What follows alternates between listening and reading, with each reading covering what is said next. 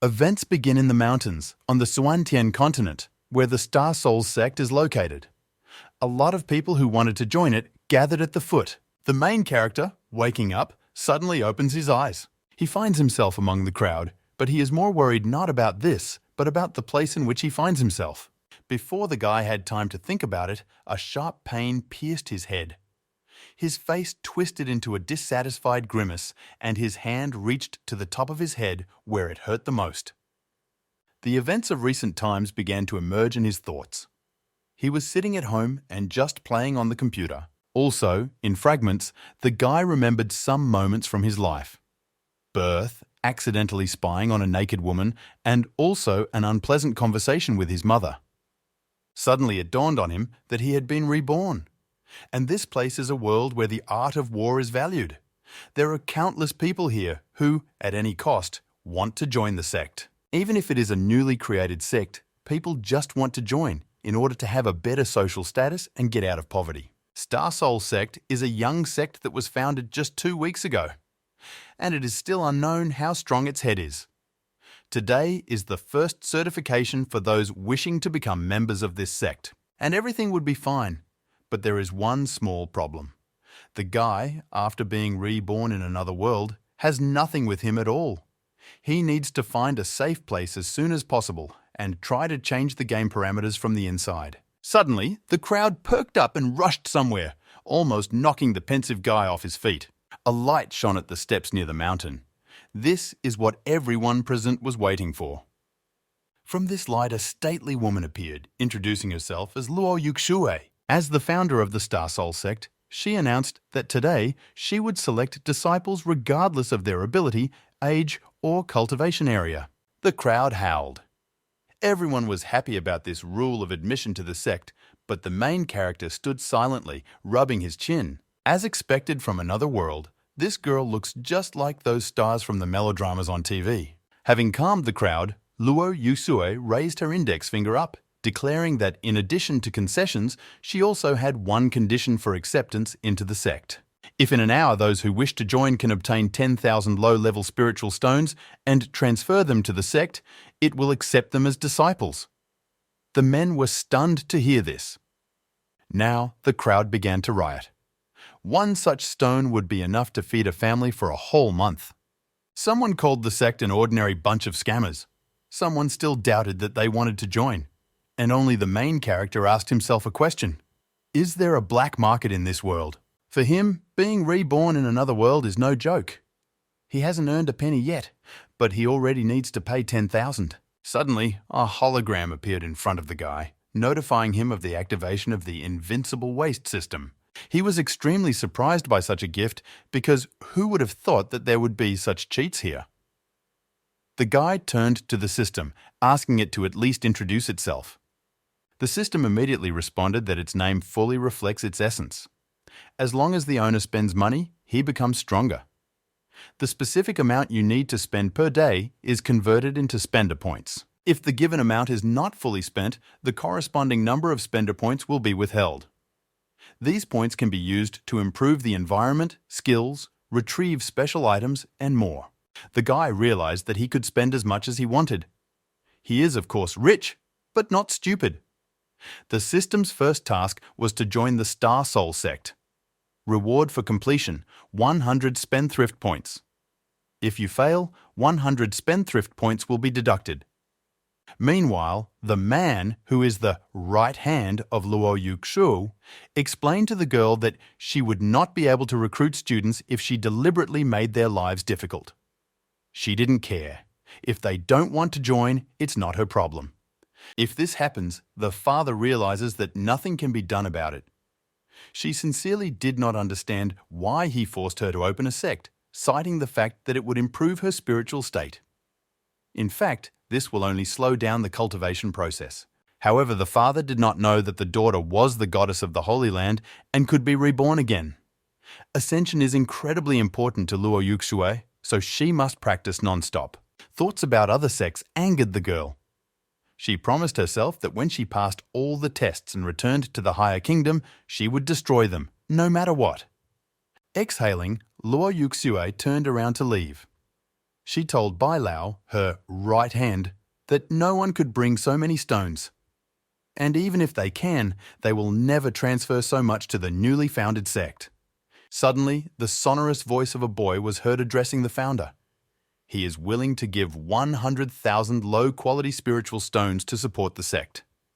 This seriously surprised the girl and made her stop. Bai Lao also couldn't believe what he heard, so he asked if the guy was really ready to donate such a huge number of stones. The main character remembered how someone from the crowd said that only an idiot would agree to such a thing. Grinning, he decided that he would become that same idiot. Giving a confident yes, he held out the ring, showing the seriousness of his intentions. A blue light appeared around his fingers and jewelry. With a satisfied smile on his face, the boy magically handed it over to the head of the sect. As soon as the girl had the ring, she was taken aback. This can truly be valued at 100,000 spirit stones. Confused at the end, Luo Yuxue could not believe that in this world there were those who would so easily part with such a valuable thing. Quietly clearing her throat, she crossed her arms over her chest and turned to the guy with all seriousness, asking whether he was sure that he really wanted to join the sect. Besides, they have nowhere to stay. But this didn't seem to bother the guy at all, just the opposite. The boy asked not to worry because, in this case, he could hire workers to build the mansion for them. A semblance of disbelief played on the girl's face. She tried to convince the frivolous guy that they did not have such resources and the sect could not offer him anything. Therefore, the best decision now would be not to make a mistake that he will regret later. The main character didn't seem to catch the hint that they wanted to throw him off. He continued to convince the head, because if the necessary resources can be bought, he will do everything himself. Noticing how the girl's face contorted in bewilderment, the guy fell silent. He scratched the back of his head, finally realizing that she didn't want him to join the cult. Luo Yuxue was confused.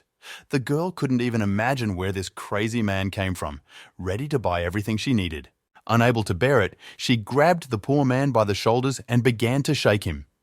Thus, the head wanted to reason with the guy, directly stating that she did not want him to join her sect. After letting him go, Luo Yuxue took a few steps back. After thinking a little, the girl suggested discussing everything on the shore. If a guy does join a sect, she won't care about his development. He won't learn anything from her. Therefore, he will do everything on his own. This statement stunned the main character. However, the next moment he thought for a moment before answering. The head chuckled. It was clear how the boy hesitated, and this could not but please. As she expected, something like this would scare anyone away. But her conclusions were immediately shattered. The guy enthusiastically declared that she had nothing to worry about, because he didn't need anything. And all because you need to complete a damn task. Luo Yuxue could not stand it and fell to her knees. Bai Lao hurried to her aid. Until the very end, the girl could not believe that she had just been given 100,000 spiritual stones without being the least bit upset. Surely heaven sent him so that she would not live but suffer. Extremely angry, Luo Yuxue summoned the blade with which she wanted to finish off the insolent person, but Bai Lao brought the mist to reason in time, reminding her that this guy was the only one who fulfilled the demand. The head cannot refuse him.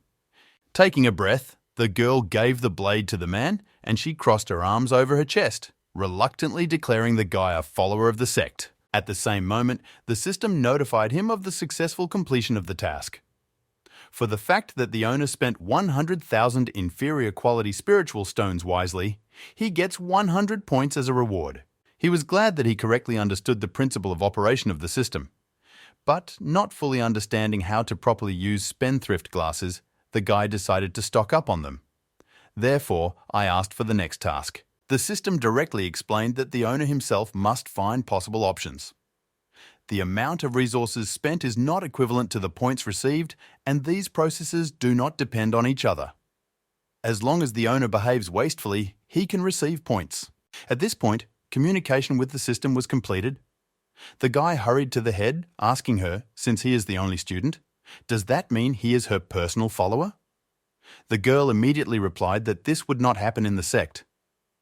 Turning around, Luo Yuxu looked at the boy. Although she said that she would not do anything, in fact, the girl agreed with her father that she would be responsible for the improvement of the participants. But personal follower, never. The guy continued to insist on his own. He asked to simply name the number. He has enough money. The fact that he wanted to buy the status of personal follower initially surprised both the head and the right hand. But after that, the girl became interested. She announced a price of 100,000 top-tier spirit stones. Once the girl receives them, she'll make an exception for him and accept the guy as a personal follower. This statement stunned Ye Feng, the main character. An awkward silence hung in the air. Unable to come to his senses after what he heard, the guy backed away a little, just in case, clarifying whether he had misheard. On Luo Yuxu's face, laughing, she put her hands on her belt. 100,000 top-level spirit stones would be difficult for even a third-rate sect to collect, let alone an ordinary person. Suddenly, the whole mood changed dramatically. Ye Feng asked whether the price was final, and the girl's face twisted in a dissatisfied grimace. While the head was at a loss, the guy reached into the inner pocket of his clothes. He took out another ring from there, worth 500,000 top-level spiritual stones, and handed it to Luo Yuxue. The guy offered to accept the remaining 400,000 as a gift from a personal follower. Spending money is the main character's genius ability. He could not miss the opportunity to become a personal follower. Therefore, the very next moment, 200 points fell on his balance for the completed task. Having accepted the ring, the girl was still in a state of shock. For this guy's money, any founder of a mediocre sect will call him a great ancestor. Trying to calm down, she touched her forehead with a trembling hand, while exhaling noisily. Luo Yuxue is one of those who keeps his word. The girl nicknamed Ye Feng her personal follower and handed him her blade. Looking at him, the guy didn't understand why he needed it. The head explained that this Xuanqing sword is now his, and she is giving the weapon as a gift from her mentor. Inside herself, the girl reproached herself for such an act. If anyone found out about this, her reputation would be over. Before the boy had time to take the blade in his hands, the system notified him that the owner could not accept anything from other people. For this, 20 extravagance points were deducted from him. However, if he returns it, the points will be counted back. There was no other way. Ye Feng suddenly fell to one knee. He handed the weapon back to his mentor, not hiding his smile. Luo Yuxu was not entirely impressed by this turn of events. Looking down at the guy, she asked what all this meant now. The boy immediately started babbling that the student had not yet earned the gift of the head, so he could not accept it. But if the girl insists, then she can simply sell it. Dissatisfied with this statement, the mentor snatched the blade from the wrong hands. Ye Feng immediately corrected himself, saying that if the head did not want to do this, then he could simply take it for himself. Turning away, Luo Yuxue found the guy to be quite understanding. This sword is a 7th level, 7th order spiritual weapon. She couldn't believe he actually returned it. Not having the slightest desire to talk further with the newly minted student, the girl pushed off the ground and soared into the air. Soon, her silhouette disappeared from the sight of the two men. Ye Feng felt a little awkward. He asked Bai Lao why his mentor was not very smart, because if you have money, you need to spend it. The man did not answer the question and asked to be quiet because she could still hear him. It was difficult for Bai Lao to understand where a mere mortal got that kind of money. Luo Yuxue is always incredibly calm. No matter what happens, she never openly shows her emotions, but this is what prevented her from cultivating. The one who can change this is now next to her. This could not but please the man. After finishing his thoughts, he waved his hand, calling Ye Feng with him. Their journey to the sect site was quite long. The means of transportation was a huge sword, on the hilt of which a boy sat, while Bai Lao stood confidently on the blade. Ye Feng was bored, so to entertain himself, he counted the birds flying next to them. At some point, they were literally surrounded by birds. The man turned around and found a whole nest on the guy's head. The boy decided to communicate with the system while there was time. He asked her how he could use the points he received. Information was displayed in front of him, or, to be more precise, a sign with a questionnaire containing his name, age, and other important points. At the moment, he had 400 extravagance points. On the Xuantian Continent, power is divided into 9 realms: spiritual sea, chi movement, chi fusion, foundation, core, immortal abode, primordial spirit, profound, and calamity. Each sphere has 9 steps. The system began to tell in detail about each of them. But Feng could not immediately digest such a huge flow of information, so he asked him to slow down. The only thing that confused him out of everything was that in order to advance even within the Qi fusion realm, he would have to pay 1,000 points each time. Deciding to look into it later, Supermarket of Extravagance caught his attention. Having opened the store, the guy began to study the prices of the jars, 100 waste points. Each jar has a 90% chance of dropping a first-grade item and an 80% chance of dropping a second-grade item. The probability does not change with increasing strength. All this looked, of course, a little expensive, but if it was possible to get a 9th-grade spiritual herb, then it was worth a try. Still, he has these 10%. Feng was about to make a purchase when he suddenly began to think, what are these herbs and minerals for? The system immediately answered his question. Opening jars is regarded as a wasteful action. The higher the level of the item received, the more waste points. For example, a guy received a level 9 pill. If he trampled this pill in front of a rank 9 alchemist, it would be considered wasteful behavior. Feng immediately imagined how he himself would be attacked for such an act. He was just an ordinary person. In any case, waste points should still be used, which he did, spending 90 points. The guy wished to become a cultivator of the 9th stage of the spiritual sea realm. Energy began to form around Feng, which immediately attracted Bai Lao's attention. Turning around, the man could not believe what he saw. The boy had opened the realm of the spiritual sea. By touching this energy, Bai Lao was convinced that this was indeed the case. But he still couldn't understand how this was possible. Feng's amount of energy is 20 times that of his. This is the first time a man has encountered something like this, and it is truly shocking. The guy looks calm from the outside. All the birds had long since scattered, as had the nest that had previously formed in his hair. Feng is conscious. But when he opens his eyes, he discovers sand and sea in front of him. The opening of the sphere takes quite a long time. However, no matter how long it takes, the guy is ready to wait. At the same time, the spiritual energy intensifies, which Bai Lao also senses. The man could not believe that the boy broke through to the second stage so quickly. Opening the spirit sea realm is equivalent to building a foundation, which is extremely important for any cultivator. This requires not only a suitable atmosphere, but also various pills that stimulate progress. And even after the sphere is opened, it will take some time for it to stabilize. However, Bai Lao did not sense Feng taking any pills. Plus, all this happens on a flying blade. No matter how stable he is, it is difficult to maintain calm. Suddenly, the blade trembled, which seriously frightened the man. He felt the guy move to the 3rd stage, then to the 4th, 5th, and 6th, which was the peak of the 9th realm of the spiritual sea. Feng opened his eyes, exhaling quietly. It took him 10 minutes to open the sphere, although the guy expected it to happen instantly. Turning to Bai Lao, he asked whether his mentor would have considered him worthless if she had known that it had taken him 10 whole minutes to open the sphere. The man was taken aback by this question. If the boy is worthless, then what is he like? Once he had enough time and resources to practice, it took 8 months of hard work to break through to the peak of the 9th stage realm. Moreover, progress depends on having the necessary skills and clear leadership. Now it became clear to Bai Lao why Feng did not need guidance. He had already mastered powerful cultivation techniques. Only now, the guy didn't have the slightest idea what kind of technology these were. He has no techniques or spiritual roots. The man waved his hand sharply and exclaimed that this was impossible. Extending the same hand to the boy's head, he grabbed it and began to test him for lies. A bright light appeared around Feng, causing the man to stagger as he took several steps back. The guy really had no spiritual roots. Shocked by this information, Bai Lao even raised his voice, but Feng tried to convince the old man that he was not trying to deceive him.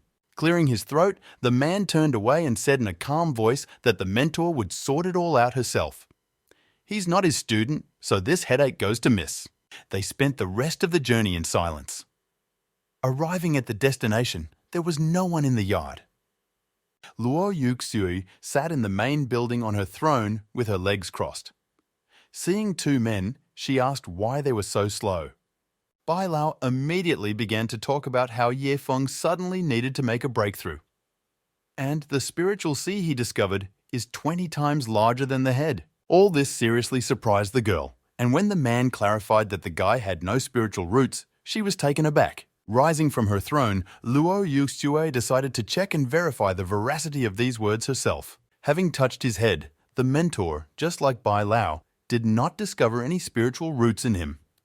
She asked how Ye Feng managed to open the spiritual sea and reach the peak. The guy was about to raise his voice to give an answer when suddenly someone's loud voice was heard from the street. These were people from the full moon sect who came for a visit.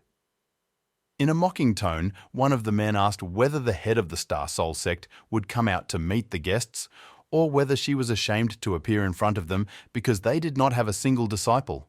Breaking away from Ye Feng, the girl became furious. One super strange student was not enough for her. Now, some more came to visit.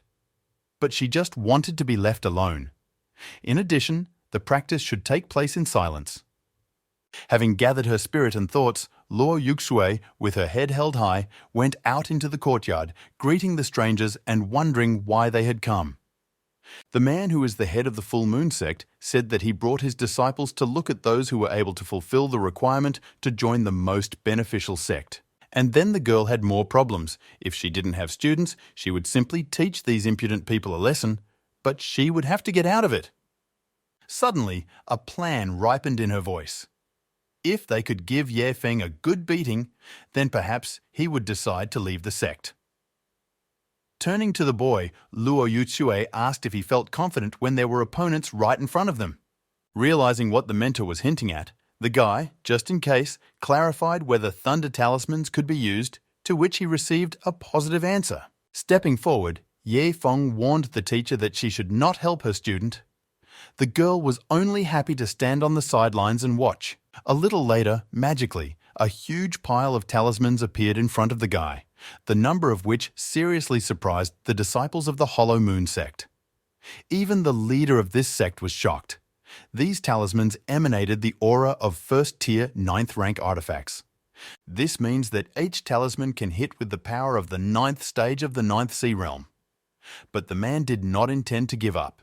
He is confident that no matter how many of his students are there, they will defeat this boy. Only now, all his beliefs crumbled to smithereens when Ye Feng gave the command to the talismans and they flew towards the students. The guys tried to dodge, but it was all in vain. Every talisman exploded right next to them, no matter where they were. They couldn't even retaliate because of this. Ye Feng at this moment looked like a real devil in the flesh. He absolutely loved watching the talismans explode. He liked such games. In an instant, the battlefield plunged into real chaos, and even the heads along with Bai Lao could not do anything. And all because they are forbidden to interfere. Each talisman costs about 1,000 low-level spirit stones. If the strength of the talisman matches the strength of the cultivator using it, then it will become a real trump card in any battle. However, all three could not understand one thing, what this weirdo was doing. The disciples of the Hollow Moon sect could not bear this mockery. They begged their leader to stop this massacre because they could not cope with so many talismans. Luo Yuxue, observing everything, came to the conclusion that these guys were no good. Ye Feng suddenly turned around, looking at his mentor. His face looked as if distraught. There was some kind of contempt in the gaze. The head suddenly suggested that the boy thought she was chickening out. Sent him out to fight the three sect disciples without caring about him one bit. Luo Yuxue quickly pushed these thoughts away. She would demonstrate her greatness another time. Several hours later, the one-way battle was still going on and seemed to show no sign of ending.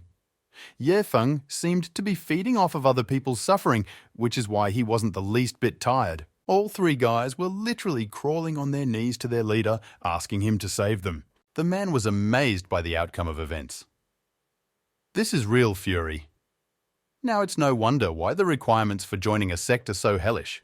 Perhaps today he was shown his place. After saying goodbye to Master Luo, the sect leader apologized for disturbing them and promised that next time they would not arrive empty-handed.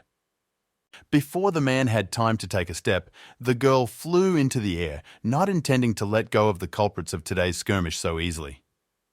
Everyone in the sect had their hair standing on end.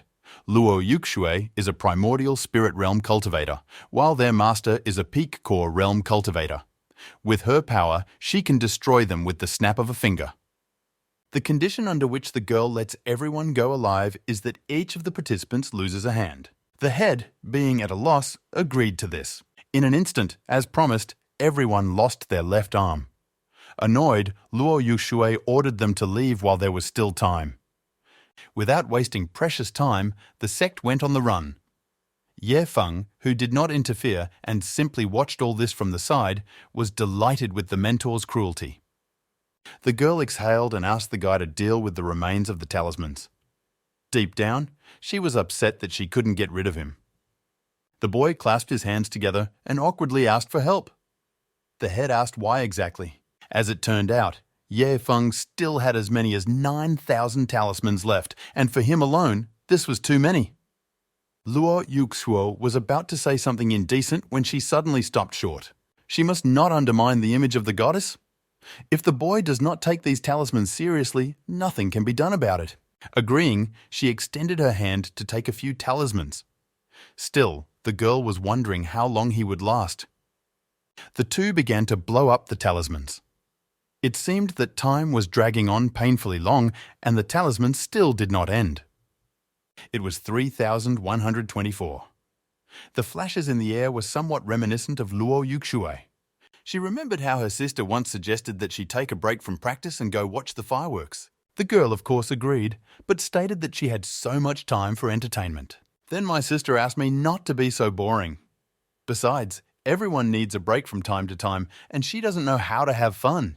Otherwise, Luo Yuxue will be busy all her life, and in her later years, she will not even have anything to remember. The girl completely agreed with this statement. Bai Lao, after the end of the battle, decided to go lie down and rest a little. It turned out that the man was completely asleep. But something did wake him up, namely one powerful explosion that sounded next to his window. He sat up abruptly on the bed, looking around.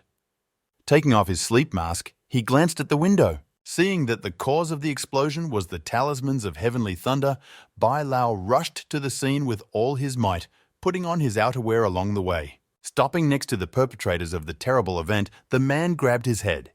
He seriously did not understand what they were doing. Luo Yuxue, with a smile on her face, answered briefly and clearly. They destroy the talismans. Feng, with an equally malicious smile, invited Bai Lao to join, arguing that it was fun, and he and his mentor were already a little tired of throwing them around. The man hit the boy on the head.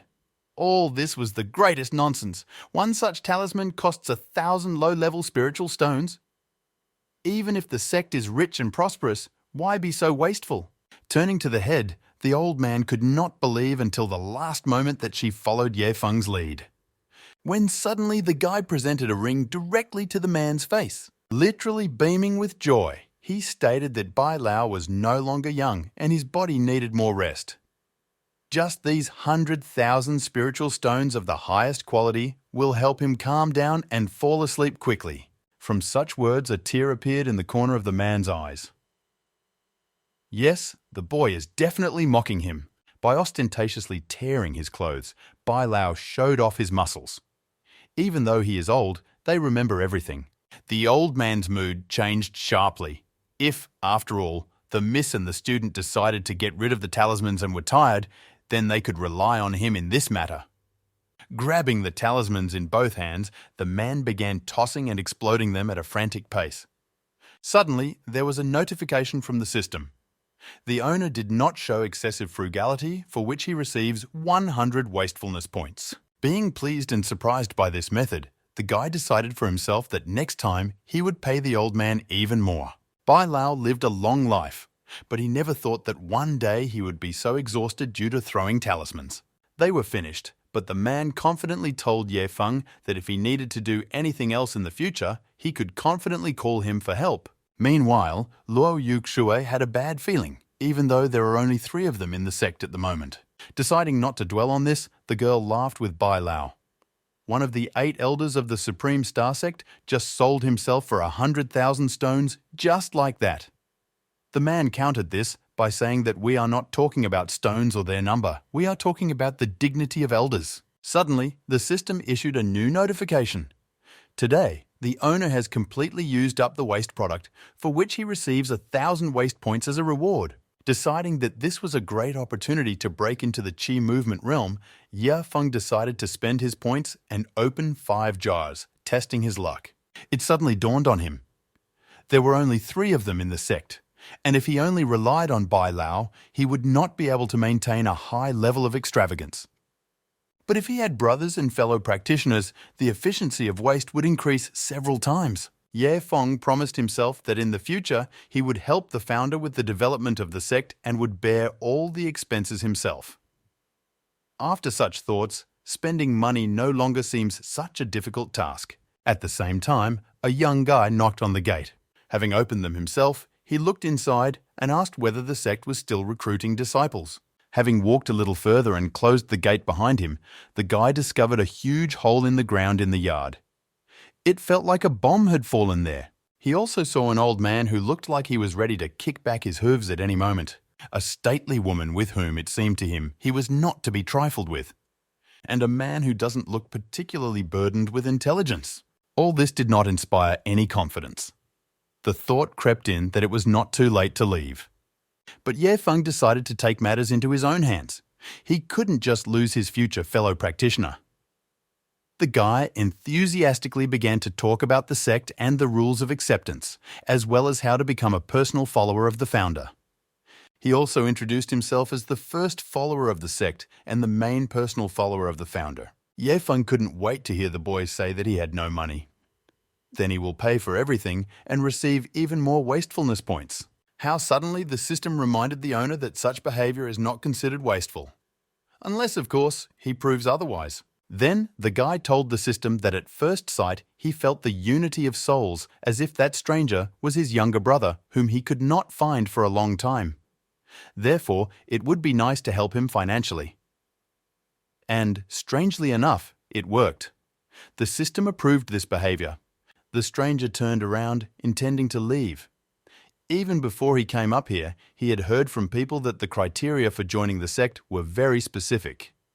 And so it turned out, for stones, you can buy the status of a personal follower. Ye Feng was not going to let the guy go so easily. Literally grabbing him by the neck and hanging him, he invited him to think carefully about the introduction again. Suddenly, the voice of an old man was heard in the stranger's head, calling him to stay. The man was talking about how, after he was done with one thing, he would come back for the guy. If he remains in the sect, he will be calmer. This man was grandfather. The guy had no choice but to agree with him.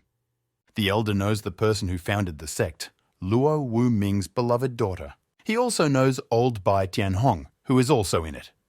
In his opinion, Wu Feng would be safe until he came for him. Ye Feng, squeezing the future sect member, urged the mentor to look at him and admit how good-looking he was. You can't miss these. Although the guy had no idea why his grandfather thought it was better for him to stay in this strange place, he would listen to his words. Luo Yuxue, tired of watching the circus, sighed irritably and agreed. Wu Feng could only bring 100,000 low-level spirit stones. The girl did not understand why Ye Feng believed that he had the right to choose students. This was incredibly annoying, and since he is also part of the sect, she should be held accountable for his words. The head had already thought that the stranger did not seem to have that amount, but how wrong she was. The guy held out the ring, urging him to accept it. If Grandpa wants him to stay here, there must be a reason. Hiding her shock behind a mask of indifference, Luo Yuxue explained the same thing she had explained to Ye Feng. A new student should not expect any help in the form of resources or practice materials. And more importantly, the mentor will not take responsibility for his development. The girl was sure that such conditions would scare off at least this guy. However, she was once again killed by the outright statement that the student did not need anything and the head had nothing to worry about. Wu Feng explained that his specialty was alchemy, and his grandfather had already prepared everything for him. Bai Lao decided to cheer up Miss because their sect now has one more member. Luo Yuxue admitted that she was tired. And today, she is taking the day off. Tomorrow, so be it, he will monitor the development of the students. Personal followers will settle in the courtyard, and others there. Realizing that she was already talking complete nonsense, the girl turned around and simply ordered the two of them to rest. Ye Feng could barely hide his grin. It seemed that the mentor herself was already confused in her promises. She absolutely wants to help them with their practices. In general, the guy planned to pay for Wu Feng, but who would have thought that he would have such a sum? Then he will not help with the status of a personal follower. One is more than enough.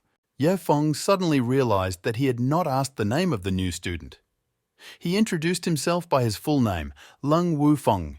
The guy immediately called him his brother and declared that from now on he would be his student too. Wu Feng sincerely could not understand what he was saying and how to react to it. He looks like the least reliable of everyone present. Some time passed, and the new student settled into his new, temporary home. Ye Feng, passing by him, asked where he settled. The guy invited him to come in for a couple of minutes. The main character was somewhat embarrassed by this proposal, but still agreed. Entering Wu Feng's room, the first thing he saw was alchemical supplies. The guy proudly declared that he was a third-rank alchemist. Alchemist, artifact maker, talisman maker, magic field master and the like are all very respected professions. As long as such people have a name and status, other people will either respect or fear them. This is because even a small pill, a small talisman or an artifact can improve a person's cultivation base and health. Wu Feng had never made anything at the request of others before. It must have been his destiny to join the sect and meet Brother Ye Feng. If he asks to make something, he will gladly do it. The guy instantly became arrogant, thinking that if Ye Feng found out that he was a cultivator of the 9th stage peak of the Qi Fusion realm, it would scare him away. However, all his dreams were shattered when he did not react the way he wanted. Wu Feng thought that the boy should have been confused and then commented on how cool he was, but instead there was only a half-hearted reaction in the form of a sigh. Ye Feng inquired which of the third-rank spiritual herbs were the most beneficial.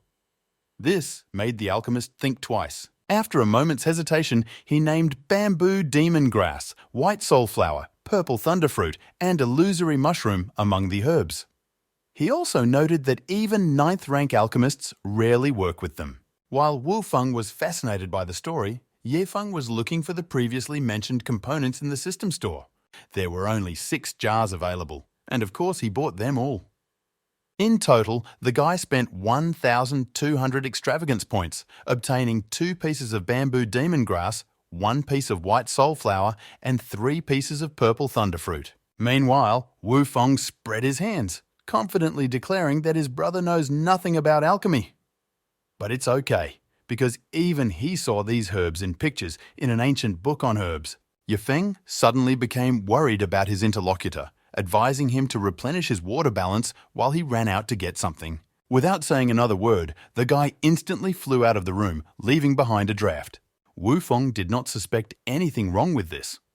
On the contrary, he was impressed by how caring his brother was.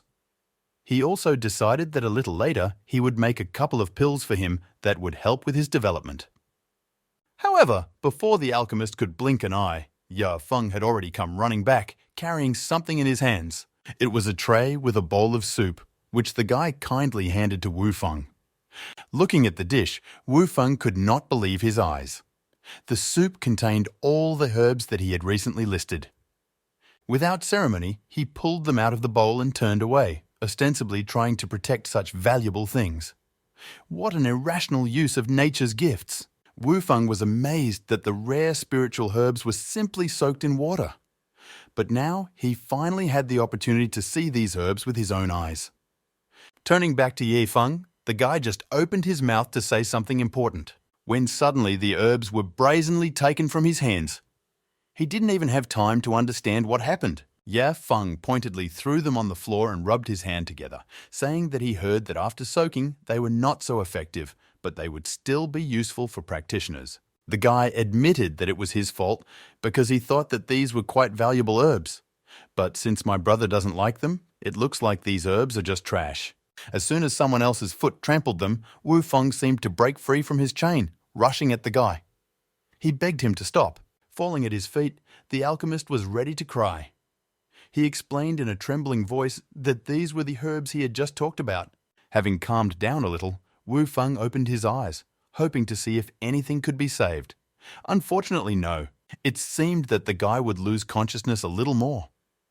But Ye Feng didn't care. He had just earned a whopping 1,500 extravagance points for the trick he pulled off.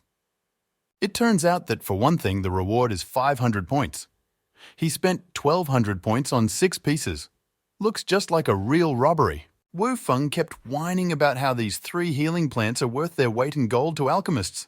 And if brother doesn't understand, he could just ask him. And even his grandfather had never seen such rare herbs. And now they are simply gone. Ye Feng just grinned smugly, making a fool of himself. He didn't think one bit that these herbs were exactly what the guy was talking about. Since they were no longer there anyway, the boy asked him to clean up and rest. And he left as best he could, leaving Wu Feng alone with his broken heart. Of course, the guy still had some herbs, therefore, he made another semblance of an uzvar out of them, only in a bucket. And not to drink, but to dip your feet in it and get high. Ye Feng was so absorbed in pleasure that he did not notice how his health was rapidly decreasing by 1 unit every second, and his legs were turning black. Wu Feng, having cleaned up the room and freed himself, decided to visit his brother. The reason for this was an interest in finding out where the guy found these herbs. Moreover, he had something to warn Ye Feng about. The alchemist was in no way greedy, no. These 3 types of herbs can be used either together or separately. It's just that if bamboo demon grass and purple thunderfruit are used together, they create poison. This may not lead to death, but it will be difficult to get rid of the poison. Before Wu Feng could knock on the door, he heard Ye Feng scream.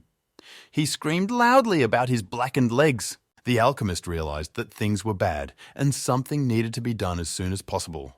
Unable to think of anything better, he opened the door with his foot, flying into the room. Seeing the full picture of what was happening, Wu Feng understood what was going on. The guy was somewhat angry because he warned his brother that these herbs were very rare, and Ye Feng used them to warm his feet. Unexpectedly, the system sent a notification that the owner successfully maintained the status of a spendthrift, for which he received 1,500 points. And the owner can spend 1,000 points to remove the poison from the body. Ye Feng thought that this was not a bad idea. Since he got a lot of points, he can show off this once. But the boy just wanted to see the effect of rare plants. But in the end, he got this. The alchemist continued to boil with anger. He began to scold his brother for such a stupid act. But the guy didn't care about that. He smiled and asked the system to remove the poison from his body. The legs, as if at the snap of a finger, acquired their natural color. Wu Feng was shocked by what he saw because it is very difficult to get rid of the effects of this poison. But what shocked him even more was that Ye Feng put his feet into the water to warm himself again. The guy just laughed at this reaction. If the poison takes effect again, he'll spend another 1,000 points and that's it.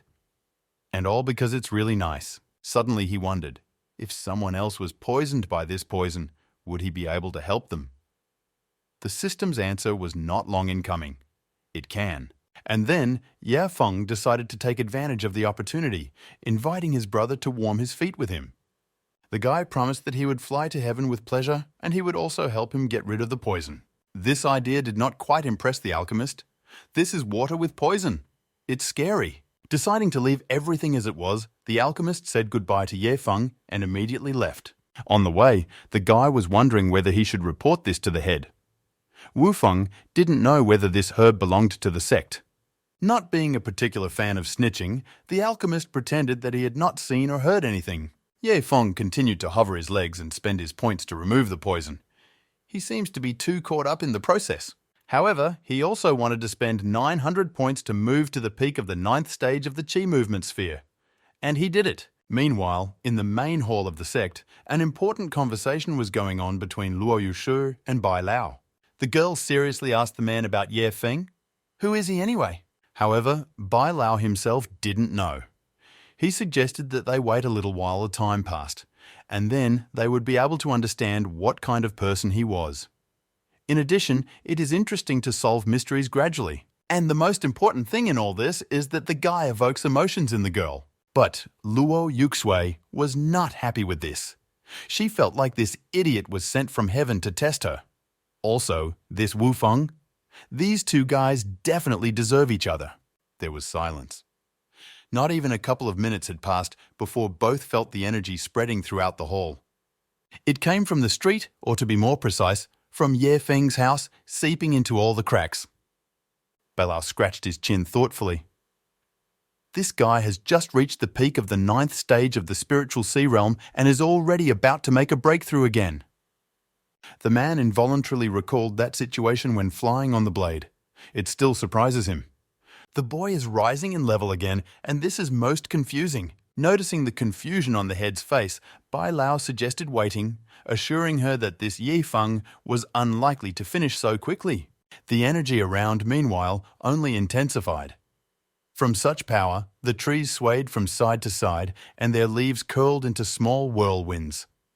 Before the guy had time to enter the first stage of the sphere of qi movement, he had already moved to the next, and then to the 3rd, 5th, 6th. And if Bai Lao was amazed by what was happening from the very beginning, then Luo Yuxue only at this moment decided to turn her attention.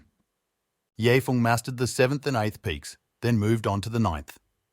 One more step and he will move into the realm of qi fusion. The emotions on Bai Lao's face expressed surprise and admiration at the same time. Only the girl was not impressed by this.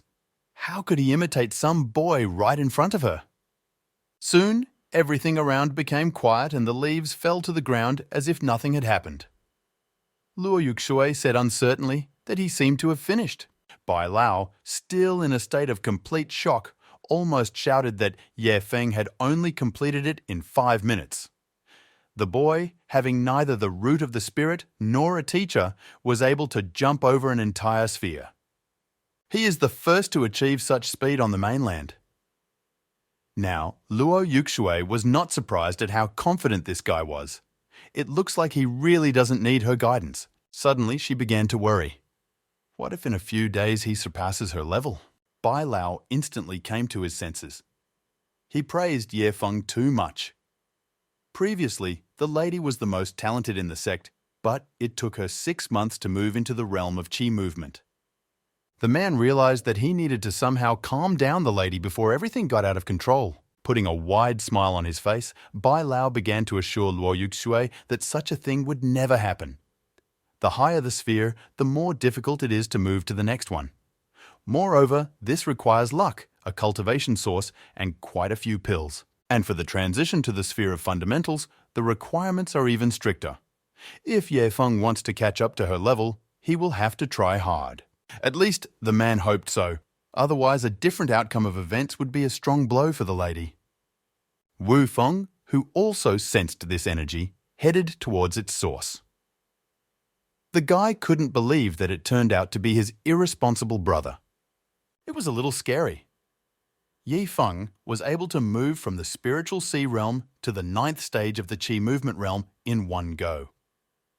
And the alchemist is content with what he has achieved. Finding what was happening quite interesting, he chuckled. Now, Wu Feng understood why his grandfather insisted that he stay in the sect. He just has to keep working hard. The next day, Ye Feng woke up full of strength and energy. He had different dreams, but the guy didn't remember them. The first thing he decided to do was look into the system. His profile was slightly updated, but what attracted most attention was the number of points. There were only 310 left. Ye Feng suddenly realized that he had wasted everything. Yesterday, he spent 2,000 extravagance points on removing poison from the water, but there's nothing you can do about it. As he calmed down, something caught his attention. Directly from the system, he pulled out a golden pill the size of a small egg. He wondered what kind of clear sky pill this was. And what does 9 patterns mean? He assumed that this was something from the story about Shijin, but nothing was clear. So Ye Feng decided to ask brother Ye Feng about it.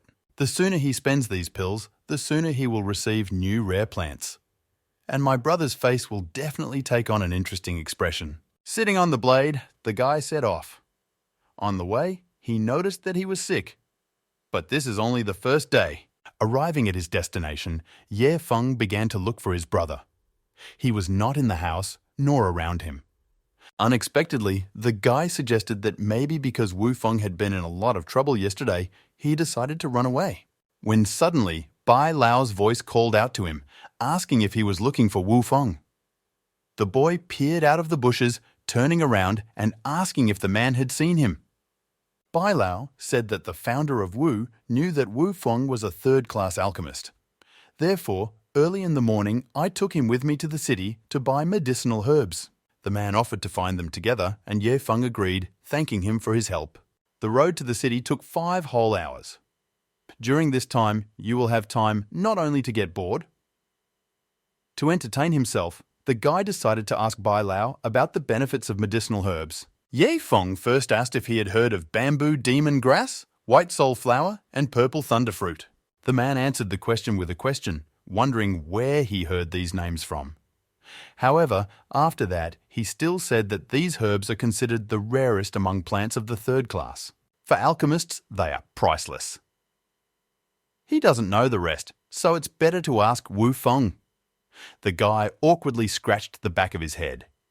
He voiced out loud the fact that he now understood why his brother scolded him when he added these herbs to his footbath. Suddenly and sharply, the blade changed its flight path.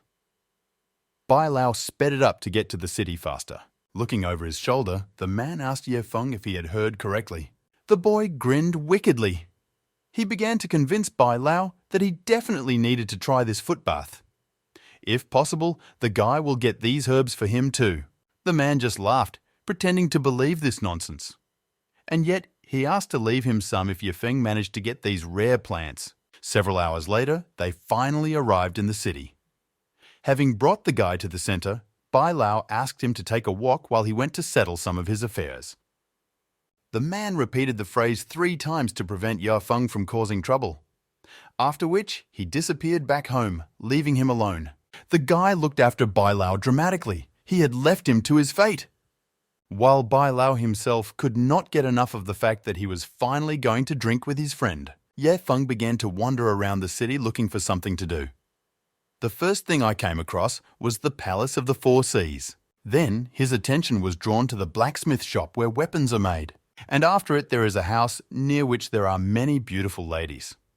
This would have been a great place for entertainment, but the guy chose to leave in embarrassment. The only place that could really interest Ye Feng was the firmament auction. Before entering there, the boy asked the system about one important thing. For example, if no one from the sect is watching over him and he encounters danger, might he die? The system immediately responded that it would provide him with divine protectors. As soon as the owner is faced with mortal danger, defenders will automatically appear. However, they will only be able to cope with enemies who threaten his life. This suits Ye Feng quite well. And since he can't ask Wu Feng, then this establishment probably has an appraiser who understands pills. As soon as he walked inside, he was greeted by a man receiving guests. The man asked how he could help. Ye Feng immediately revealed that he had a pill, and he would like to know if it could be sold at auction. As it turned out, a special appraiser, who is a 6th grade alchemist, is involved in appraising the goods. His name is Xuantian. The boy entered the office where the appraiser was sitting. He was smoking a pipe, and there were clouds of smoke all around.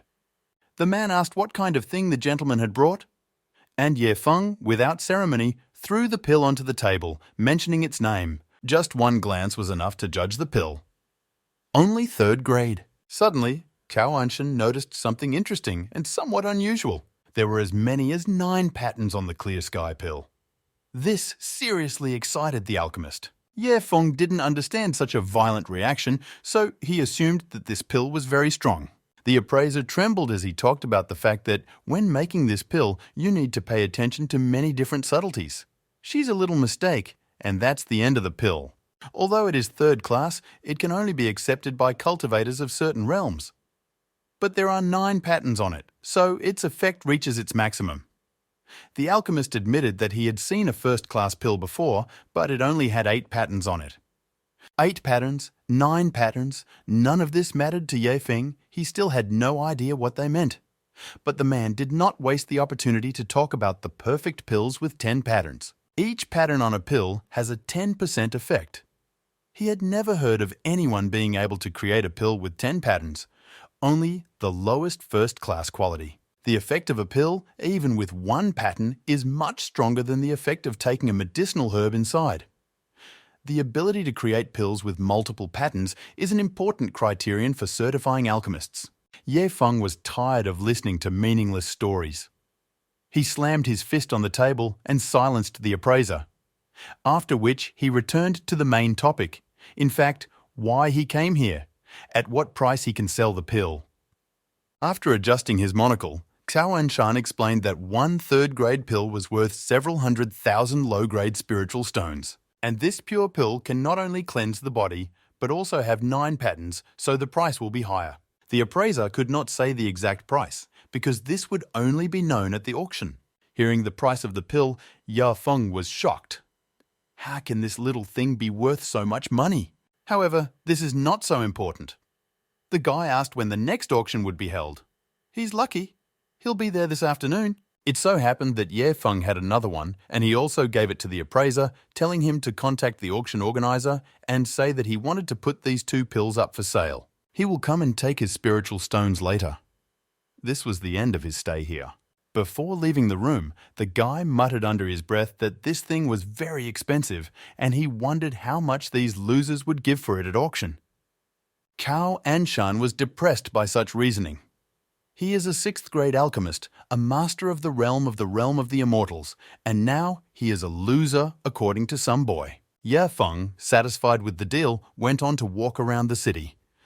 Walking through the park, he ate pills, which turned out to be quite tasty. In his own thoughts, the guy almost did not notice the strange sounds coming from behind the tree.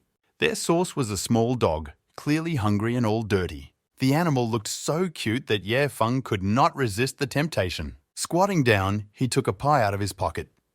The guy said that fate itself brought them together. So, now they will be together. The dog was so hungry that he happily pounced on the food. Ye Feng could not hide his tender smile. He needs to waste 10,000 pure sky pills.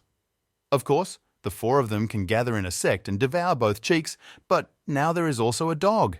If you need to use up the pills again, you can feed them to her. Someday, people from this world will understand that they live worse than dogs. I wonder what will happen to them then. After finishing the pie, the dog gratefully fell on his back, exposing his belly for stroking.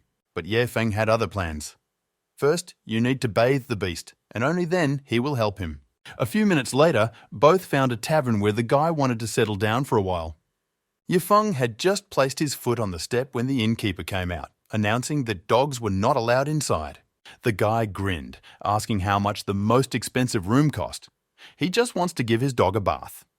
The man was never going to back down, and no amount of money would make him change his mind. Or they will force you. Within a couple of moments, everything was arranged in the best possible way. The dog was bathing in a barrel, and the innkeeper warmly offered help if the water was not hot enough. Ye Feng somewhat rudely asked him to leave.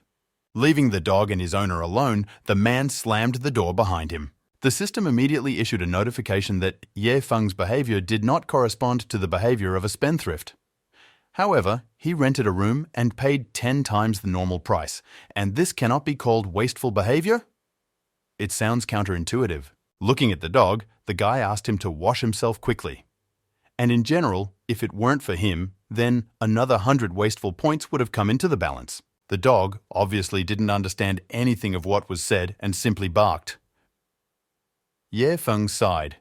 Pulling him out of the water, he called him stupid, and he started thinking about asking the system to add more brains to him next time.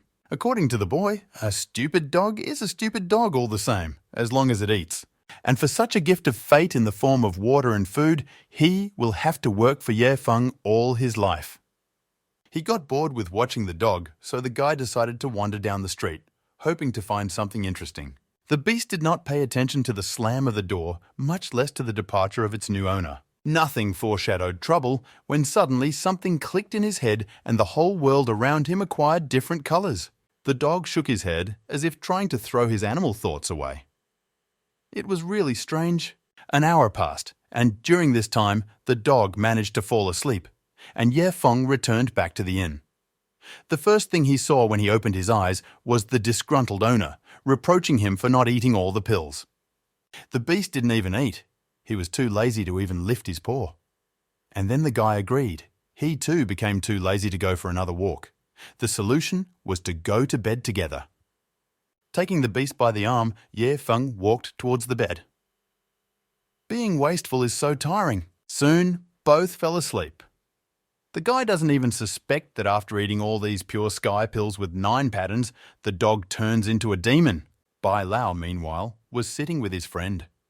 The man made excuses to him, saying that it was not easy for him to come here, but he had not been there all morning. But his friend did not develop this topic further. On the contrary, he started a more interesting one. His auction had just received 2 third-grade clear sky pills for sale. To stir up interest, he asked Bai Lao if he knew how many patterns there were on them. The man shook his head thoughtfully. Considering how his friend had been fiddling with them all morning, it must have been at least 7. And then the auction organizer could not stand it. He said that these were 2 pills with 9 patterns, and he did not know who created them, but one young man brought them for sale. The man personally went to check. These pills are perfect, a little more, and there could be 10 patterns on them. The mention of young man made Bai Lao tense. The old man asked if he knew his name. The man spread his hands. He didn't know, and what's more, that guy hadn't even taken a cash deposit for the goods. He gave the pills to the appraiser and left, saying that he would return for the profit. Bai Lao began to guess who it might be, but still had doubts. And his friend still didn't stop talking about how he heard that this guy didn't care about pills. He suggested that maybe this was some spoiled youth from the Holy Land, or a secret sect. Then all of Bai Lao's doubts disappeared. It was definitely Ye Feng and no one else. Rising from his chair, the man invited his friend to come with him to show someone. By someone, he meant the personal disciple of the founder of their sect. But the man did not quite understand what could be interesting about an ordinary student. Bai Lao exhaled, trying not to laugh. He simply has no idea what awaits him. At this time, everything was in full swing at the firmament auction. Luo Yuxue and Wu Feng also looked at him. Turning to the guy, she called her students very lucky. The girl admitted that she did not think that she would stumble upon a clear sky pill with 9 patterns. The sect leader confidently stated that these 2 pills could bring great benefits to both of them. And no matter how much you have to pay, she will help buy them for the students. Luo Yuxue had already imagined in all its glory the moment when Ye Feng would thank her for such a generous gift. She couldn't wait to get these pills as soon as possible and go receive thanks. Meanwhile, Bai Lao and his friend arrived at the inn where Ye Feng was located. The man tried to reach out, but there was no answer. Then his friend assumed that the boy was just sleeping. This made Bai Lao somewhat angry. How could a qualified monk waste such a precious resource as time on some kind of sleep? Swinging, the old man, without any problems, knocked down the wooden door to the guy's room, calling him to wake up in a raised voice. The picture that both men found when they went inside shocked them. Ye Feng was sleeping calmly on the bed, while the dog was lying on the floor with his belly up, obviously having eaten too much of the pills that were scattered around him. The guy woke up from the unexpected visit and jumped out of bed. Not fully realizing what was happening, he asked why Bai Lao had come so early. His sleepy gaze slid around the room, eventually settling on the dozing dog. Ye Feng became furious. He knew that the dog would fall asleep, but he was still annoyed that the animal did not finish the pills. The dog, turning over on his paws, pointedly pushed several pills away from him, supposedly showing that he didn't like them. Comrade Bai Lao was shocked by what was happening, as was Bai Lao himself. He would have kept such a treasure in the form of pills as a family heirloom and passed it down from generation to generation, but the dog didn't even want to look at it. The ninth-rank alchemist, the secret organizer of the firmament auction, witnessed a terrible scene and turned out to be worse than a dog. Bai Lao hastened to reassure his friend, noting that this dog is not so simple. The aura of heaven and earth surrounding her rushes straight towards her. Quite unlikely, but from what is happening, this dog will become a demon within a year. The man did not feel the presence of demonic forces in her blood, but the process had already begun. Taking the dog in his hands, the alchemist carefully examined him. "Looks like an ordinary dog." In a slightly nervous voice, he asked how many pills the guy fed to the beast. Feng actually didn't know the exact number of pills that the dog ate, but it was somewhere around 2,000. Hearing this, the man dropped the dog to the floor. It seemed that a little more, and his nose would start bleeding from the increased pressure.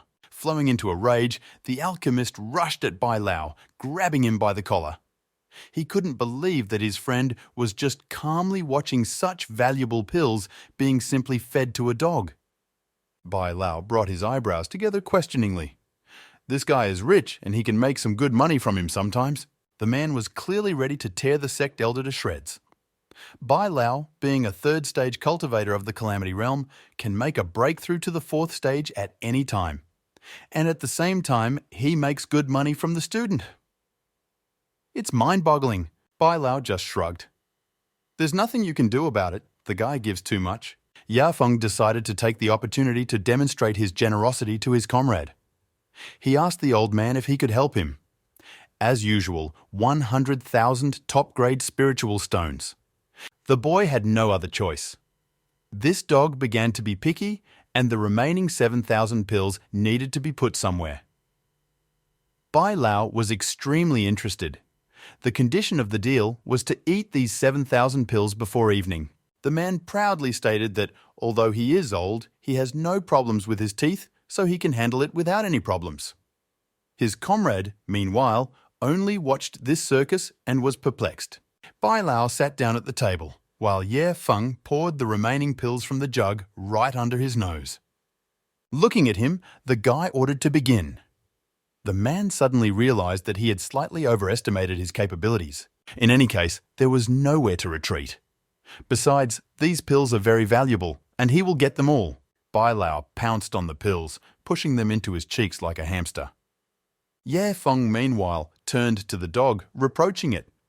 If she doesn't have time to eat everything that fell on the floor, the guy will make a kebab out of her. The alchemist, who had not yet intervened in all this commotion, suddenly realized that they were all simply crazy. Their whole sect is crazy.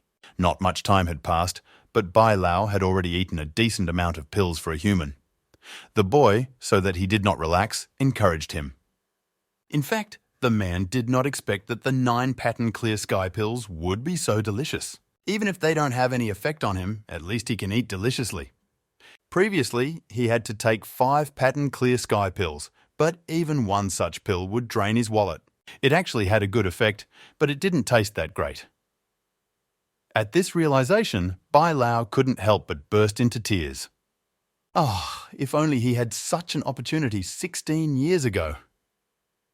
Feng didn't quite understand what caused this reaction, so he said that he could stop if he didn't want to anymore. There was nothing wrong with that, when suddenly his friend intervened. The alchemist explained that if he and Bai Lao had eaten these pills in their youth, they would have been able to overcome the 9th stage of the Calamity Realm and ascend. However, things are different now, so there is no hope. They are both at the peak of the 3rd stage of the Calamity Realm. Although Bai Lao was close to the 4th, he was still unable to break through. They also cannot guarantee that they will be able to withstand the disaster that follows the 4th stage, and therefore, if they fail, they will simply disappear. Feng understood what the alchemist was getting at, so he offered to help his friend. Of course, the guy will reward him generously.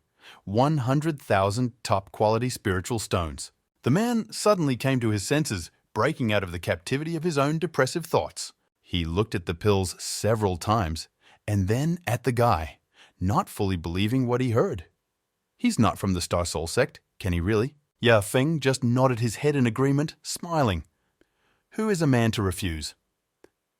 Naturally, he will help, and besides, they also pay for it. Some more time passed, and the boy managed to get bored. The three of them ate too slowly. He couldn't wait for Master and Wu Feng to come. Suddenly, Bai Lao inquired about the pills that were being auctioned. He asked if it was true that it was his doing. Ye Feng grinned smugly as he leaned on the window frame. Of course it was him. One measly pill can be sold for 100,000 low-grade spiritual stones. He just wanted to see what idiot would fall for it. The alchemist also decided to distract himself from eating, saying that 100,000 low-quality spiritual stones were not at all expensive. He was somewhat offended by the fact that the boy put her up for auction for fun. Luo Yuxue and Wu Feng had already finished the auction. The girl could sense the location of Bai Lao and Ye Feng, so she accurately calculated where they were. The young alchemist's eyes were burning with anticipation. He was terribly interested in how his older brother would react when he learned that the master had spent so much money and bought them such jewelry. Unable to bear it any longer, Wu Feng ran forward, running into the inn and calling out to Ye Feng. Luo Yuxue was in no hurry, imagining in her mind what the facial expression of her personal follower would be like. She was convinced that not everything can be bought with money, even if you have a lot of it. Wu Feng froze in the corridor at the door. Something surprised him very much, and the head of the sect asked why he was standing. The guy couldn't describe his emotions in words, so he simply pointed his finger inside the room, inviting the mentor to take a look for herself. What Luo Yuxue saw shocked her. A disciple and a monk with an alchemist friend were sitting at a round table, eating pills. Out of shock, the girl dropped the wooden box on the floor in which she was carrying one of the pills. What she felt could be compared to a broken heart. This was the first time Wu Feng had seen the head in such a state. He hurried to her worriedly, asking if everything was okay. All three heads turned, fixing their gaze on the newcomers. The men were no less surprised, so they did not hide their emotions. Luo Yuxue realized that it was a waste of money. She took this fact for granted and let him go in the moment, but not for long. Sitting down at the table, the girl was ready to cry. She fought tooth and nail for the pills that her student put up for auction for fun. Sighing, the sect leader smiled. Luo Yuxue only thought that if she could acquire something like this, it would help restore her reputation. Instead, she was called an idiot by one of the students. In a somewhat desperate voice, she asked Bai Lao if he thought the girl looked like a nonentity. The man immediately retorted this, saying that the teacher did this for her students, which is already very commendable.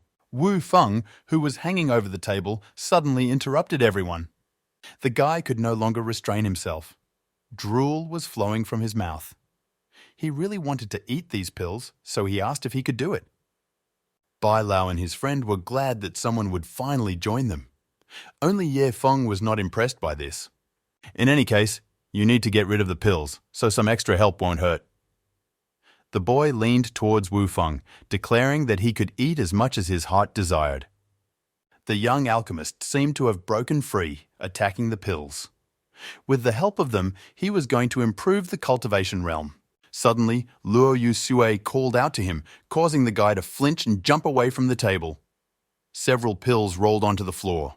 And not just on the floor, but on the dog that was lazily lying next to him. She didn't quite understand what they wanted from her. Wu Feng panicked. In his opinion, this dog seemed to attract pills to itself. And if he allows her to eat them, he will die of torment and conscience. However, the dropped pills simply bounced off the dog and rolled under the table. The guy was taken aback. The dog changed its location slightly, wagging its tail smugly. He considered this boy unworthy of his attention. Wu Feng was either enraged or surprised by this. And what does this dog allow himself to do? Comrade Bai Lao, meanwhile, turned to the sect leader. The man explained that, for example, he takes money from people and provides them with some kind of service. But here, everything is a little different. The girl, as his mentor, should take care of such a student. In his opinion, giving 2,000 pure sky pills with 9 patterns to some dog is a terrible waste. Ye Feng shrugged, saying that this dog at least ate faster than them. Wu Feng was depressed by what he heard. He turned out to be worse than some dog. Ye Feng decided to cheer up those present a little by patting the men on the shoulders. Everyone should have just calmed down. There's nothing wrong with it. Luo Yuxue was silent all this time. How did it even occur to her to recruit such students? An hour later, all three of them were lying on the floor with their bellies full. There were not enough people. There were still about 2,000 pills left. Suddenly, it dawned on the guy, and he turned his gaze to his mentor. The girl immediately crossed her arms over her chest, exclaiming indignantly so that Ye Feng would not even think about such a thing. She doesn't agree.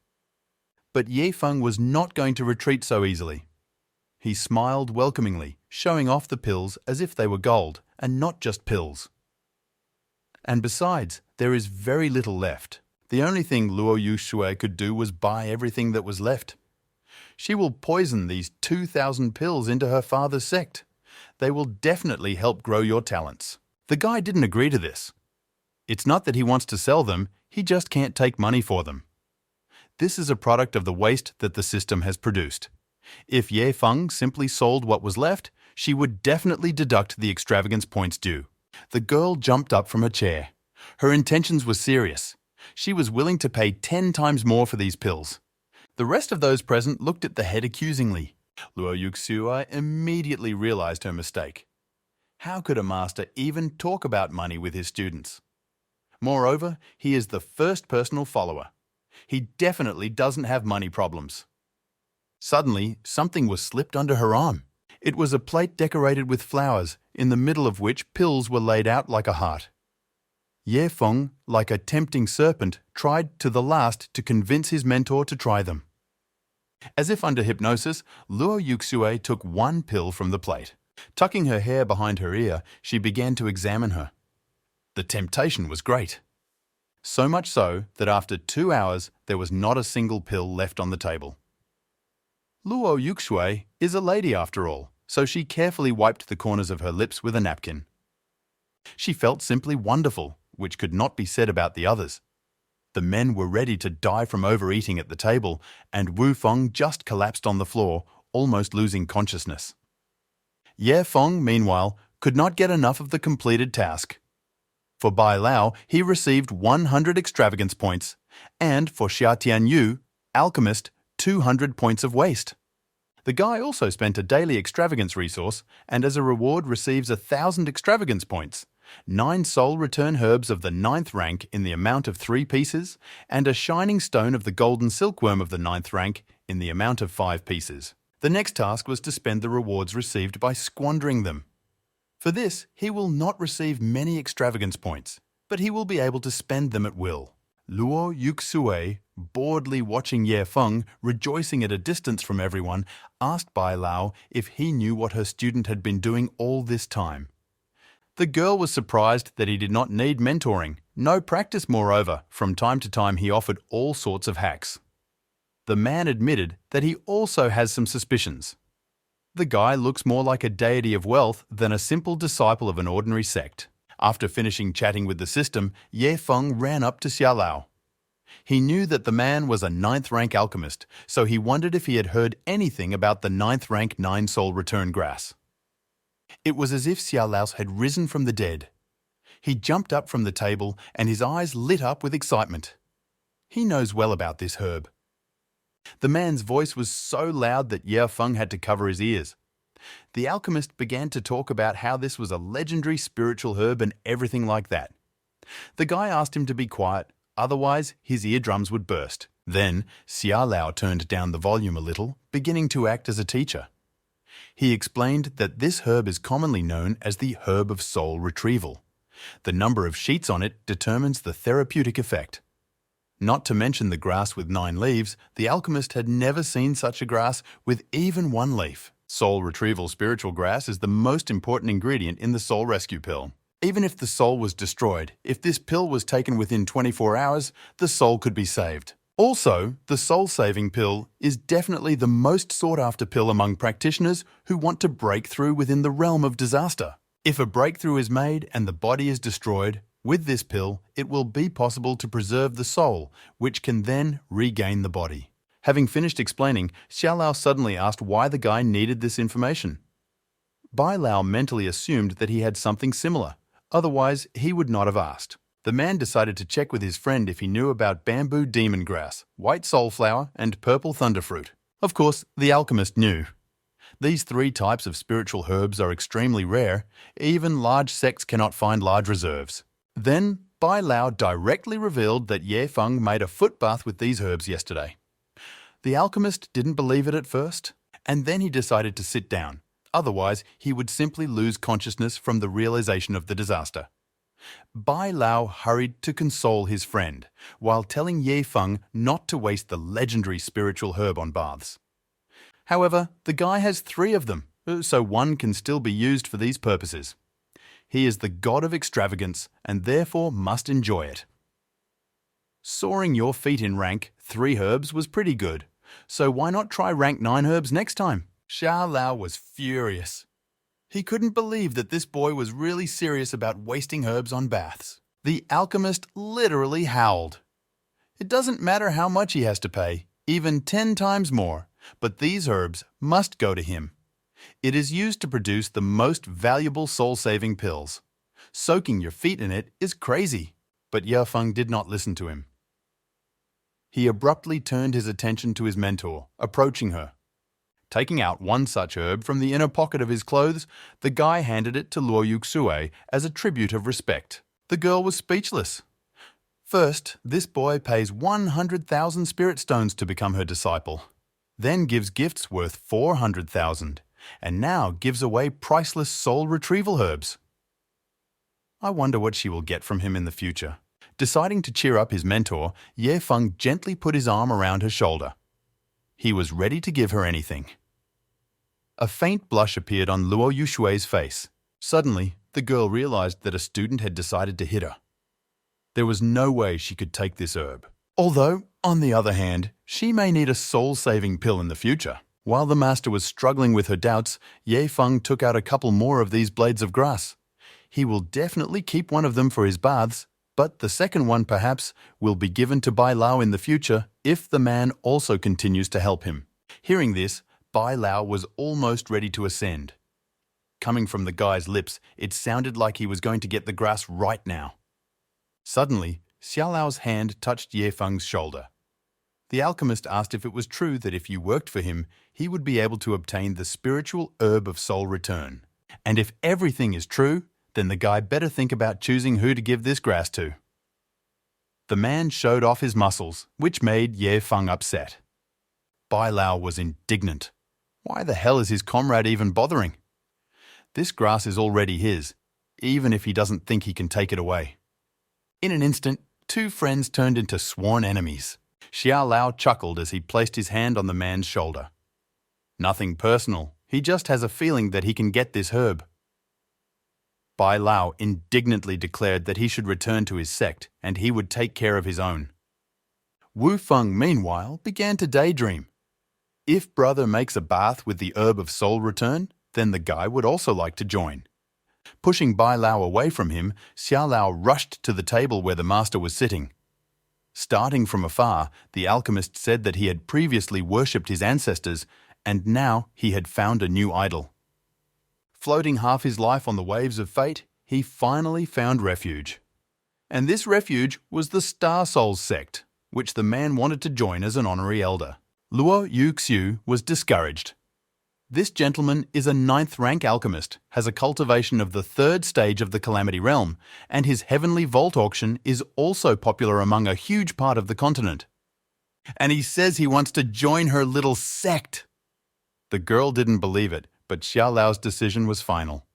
When the master was just born, the man was already a practitioner. If she doesn't agree, then he will go to her father. The benefit of joining the sect was obvious. Ye Feng could simply hand over the legendary herbs or soak his feet in them.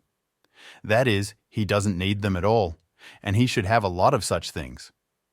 You can't imagine a better chance to become part of the ship. Luo Yuxue agreed with the alchemist's reasoning, but then what would happen to his auction? The solution was also quite simple. When the time comes, he will hand over the business to his untalented offspring. Bai Lao held back until the last moment, but an indignant insult still came out of his mouth. Xiao Lao was only happy to see this expression of hopelessness on his comrade's face. He even laughed, playfully kicking him in the side. It became more and more interesting to see who would get the legendary herb. Luo Yuxu couldn't stand it anymore. She doesn't want to develop this sect? 2 students were enough. Why did she also need a 9th rank alchemist? Seemingly not here, Ye Feng studied the records in the system and suddenly turned to those present, wondering if they knew about the shining golden silkworm stone. All 3 seemed to go crazy, asking in unison if the boy had it. But Ye Feng was just asking. They looked like they were ready to devour him whole. It seems that these stones are more valuable than even that soul retrieval herb. Bai Lao chuckled, beginning to suspect that the guy was just trying to hide the fact that he had this stone. Wu Feng, peeking over the man's shoulder, directly inquired whether the elder brother was the god of wealth. And where does he get such things from? Suddenly, the decoration on Luo Yuxue's belt vibrated and then shone brightly. Concerned by this signal, the girl seriously stated that they all needed to return to the sect immediately. Nothing bad happened. Her father has just arrived and he wants to discuss something important, but she has the feeling that the man wants to check how things are going in the sect. 5 hours later, all the sect members and its leader returned home. They were met by a stately man in beautiful clothes. Luo Yuxue bowed her head, somewhat hesitantly informing her father of her return. The man looked irritated and did not inspire confidence at all. In his rough voice, he stated that the girl had truly disappointed her father. The master didn't understand why. One could read great bewilderment in her gaze, but before she had time to say anything, she was interrupted. The man raised his voice, speaking again of disappointment. He pointed his finger at the entrance. A few days ago, there was a selection of students for the sect. And where are they? He thought that the Star Soul sect would be full of enthusiasts. No one even served him a cup of tea upon arrival, and yet so many gifts had been brought. But there was no one to give them to. He waited, and Luo Yuxue still did not return. Therefore, the man had no other choice but to send her an alert. The girl exhaled. A welcoming smile appeared on her face, and she introduced her 2 students standing behind her. Fortunately, at least she had these 2, and now she's not so ashamed in front of her father. Rushing towards him, Luo Yuxue carefully took his arm. She asked not to be angry. She also said that she accepted Ye Feng as her personal follower. In fact, this reaction was quite reasonable. In her past life, she had neither a mother nor a father. Therefore, in this life, she wants to take even more care of her loving parents. The man disentangled himself from his daughter's grip and walked closer to the boy, taking a closer look at this personal follower. He was surprised by this decision. Luo Yuxue never cared about anything. Previously, she had only cultivated all day long, but now she had taken on a personal follower. This sounds strange to say the least. Turning to his daughter, he asked what Ye Feng's spiritual roots were. The answer was simple, none. Then the man asked what talents the guy had. The answer is the same, none. Barely holding back his laughter, he decided to ask about the realm of cultivation. But Luo Yuxue did not have time to answer. The man laughed, calling the boy useless. How could he even become a personal follower? Then the girl said that Ye Feng bought this status for 500,000 top-quality spiritual stones. Hearing this, her father could not stand it and decided to sit down in order to recover from such information. Xia Lao, meanwhile, found a log somewhere, which he decided to use as a chair. He invited the guy to sit down because he was probably tired. Bai Lao was amazed by such a gesture from his comrade. It was too much. Then he took the initiative, sitting Ye Feng on this log and starting to massage his shoulders. It was getting dark. It was impossible to let the guy freeze and get sick. Then Xia Lao also offered a blanket. The father and daughter watching this were perplexed. Bai Lao is a sect elder. How did he even stoop to this level? And Xiao Lao, why is he even in the Luo Yuxue sect? A few minutes later, the whole company moved into the building. There, the man learned about 2,000 pills fed to the dog and about the legendary herb of 9 soul returns given to the girl for nothing. He realized that this was not a personal follower, but a deity of wealth. Not to mention the Star Soul sect, even in the Supreme Star sect, he would be considered an ancestor. Bai Lao agreed with this statement. Therefore, all this time he harbored suspicions about where this boy came from. Suddenly, Luo Yuxue's father raised his index finger to his lips, calling for silence. The man asked not to say it. He came here to check on the progress of his daughter's sect. Since everything is in order, then he is calm. Now he needed to talk with his daughter, so the man asked the alchemist and the elder to leave them alone. Meanwhile, in the courtyard, Wu Feng was caring for his brother with all his might. He brought him a foot bath, politely asking if the temperature would be comfortable. Ye Feng didn't mind. The guy allowed Wu Feng to touch his legs and also asked if he wanted to join too. But the young alchemist said that he would also try it only after him. Ye Feng was somewhat confused by this statement. Does the brother really think that he is so stingy? The guy asked to bring another bath, and they would divide the grass between two. Wu Feng was about to cry at such generosity and thanked him in advance. Bai Lao and his friend climbed onto the roof of the building and watched the two through a hole in the same roof. The man was convinced that Ye Feng was not being a fool. They really make foot baths.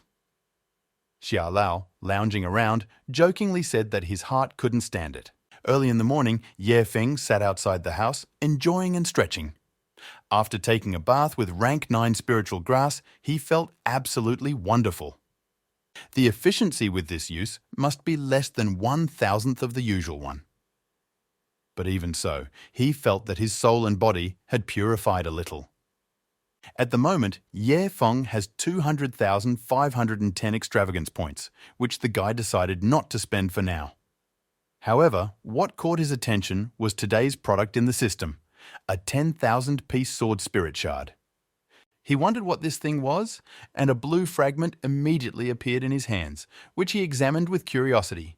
Calling out to the dog, which was sleeping peacefully nearby, the boy called it to him. The system said that the fragment should simply be applied to the forehead. That's what he did with the dog. The animal seemed to fall into a trance, and the light around him became blinding. In the dog's head, all thoughts were suddenly mixed up. She mastered the techniques of wielding a blade unexpectedly. But she looked normal in appearance, and this confused Ye Feng a little. The guy picked her up by the scruff of the neck, examining her. Not noticing any changes, he came to the conclusion that the shard was not working. Suddenly, he became curious about what would happen if he used these shards in a non-wasteful way. The guy has read all sorts of fantasy and knows a thing or two. The soul shard of the underworld blade sounds like something special and quite rare. The system immediately answered the owner's question. Many waste points will be deducted. Ye Feng was dumbfounded by this statement. He cannot use it himself, and he cannot give it to others. If they decide to save these fragments, the system will take revenge on him. Upset, the guy took the dog by the arm and headed into the house. He had to come up with something, and he already had one idea in mind. Luo Wuming, Luo Yuxue's father, negotiated with his daughter. He suggested sending her students to the heavenly arena, not that she could force them. The girl is calm about Ye Feng, but Wu Feng may have some problems. The man said that he could send several students to participate together. However, he had doubts about Ye Feng. The guy does have rare treasures, but he is only a mortal. In his opinion, even the weakest practitioner in the arena would be able to finish him off in the blink of an eye. Luo Yuxu did not agree with this statement and came to the defense of her student, assuring his father that he would be able to defend himself in the arena. However, Luo Wuming didn't even want to hear about it. A person without spiritual roots is a mere mortal. Then, the girl told her father that the guy was able to reach the stage of the Qi movement sphere even without spiritual roots, and the spiritual sea he discovered was 20 times richer than hers. Luo Yuxue herself couldn't quite believe it, but it was true. The man didn't believe in anything, calling it science fiction. Suddenly, a powerful explosion was heard in the courtyard, raising clouds of dust into the air. This attracted the attention of everyone present in the sect except Ye Feng. The master and her father immediately rushed to the scene. Bai Lao and Xia Lao were already there, and the girl asked where Wu Feng was. The elder stated that the blade's aura was too frightening. Wufeng would not be able to bear it, so he was not here. Preparing for the worst, Luo Wuming stepped forward, ordering him to be covered if anything happened. All four moved deeper into the garden, intent on finding clues. Bai Lao did not sense the presence of strangers. Then Luo Yuxue assumed that these were Ye Feng's tricks and pointed her finger to where the guy flashed. Three heads turned around, not the least bit surprised by this outcome of events. The boy was playing with his dog, from which came the terrible aura of the sword of the underworld. Luo Wuming exhaled, confirming that the aura was indeed coming from the dog.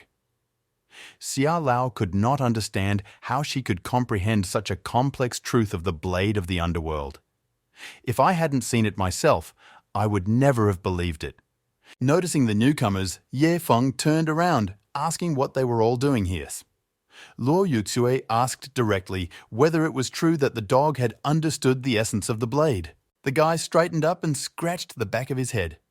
This dog is incredibly stupid, which is what the teacher even says. He just had the blade's soul shards, so he decided to try them on her. Then everything immediately became clear to everyone. The girl covered her face with her hand, trying not to lose her temper. Ye Feng became slightly nervous when they looked at him with those eyes. The guy even thought that they already hated him. Luo Yuxue exhaled and collected her thoughts, explaining to the disciple that these shards are an extremely powerful type of sword intent. Even in the heavenly arena, not everyone can get it. A lot depends on luck. Unable to restrain herself, the girl hit Ye Feng on the head. She still couldn't accept the fact that the guy gave them to his dog. This is no longer an option, even for a spender like him. Ye Feng withstood the blow with dignity and only asked what the heavenly arena was. The master just wanted to tell him what it was. She still planned to send him there. Xuantian Continent, where they are located, is just one of several thousand such worlds. All worlds can send applicants to the heavenly arena. Depending on their strength, they are distributed to certain areas of the arena. No one knows how the heavenly arena came to be, but many cultivation resources, artifacts, and other valuables can be found there. Of course, in addition to players from other worlds, there is a high probability of encountering monsters unique to the arena. If the applicant is not strong enough, he will not last long there. Suddenly, the system issued a random mission. The owner must go to the second floor of the heavenly arena and kill 100 demons of the peak of the 9th stage of the sphere of Qi movement. For completion, a lot of waste points. Penalty for failure, many points. Luo Wuming asked how many shrapnel the guy gave to the dog. Her knowledge was already incredibly great, and he guessed that she had already reached the peak of the sword aspiration realm and was about to break through to the sword spirit realm. Speaking of his ancestors, they continuously cultivated for many years using many artifacts, and only then were they able to reach the realm of the sword spirit. But understanding the Tianhai blade is in many ways inferior to understanding this.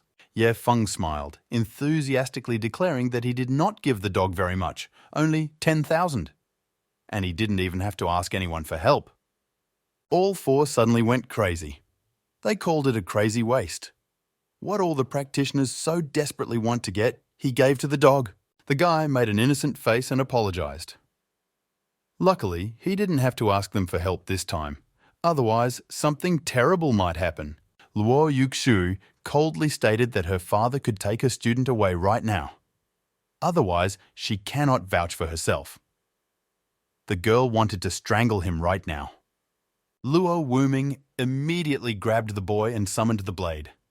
The man said he would return it as soon as everything was over.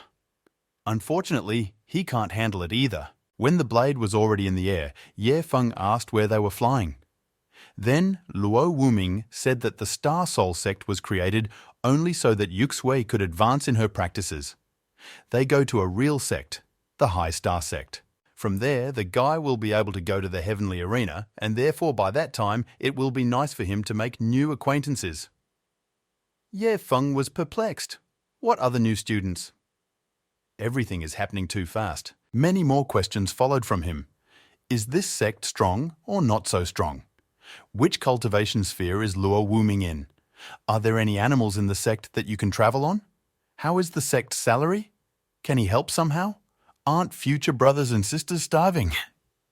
Can he send them spiritual stones? There seemed to be no end to these questions. Luo Wuming couldn't stand it anymore.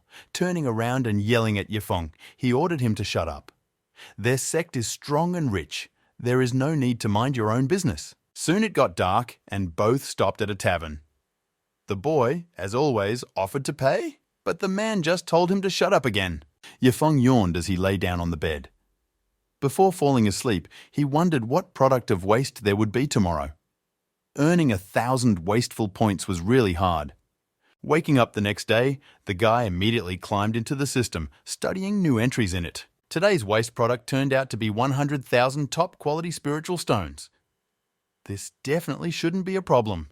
Feng had already figured out how to spend it.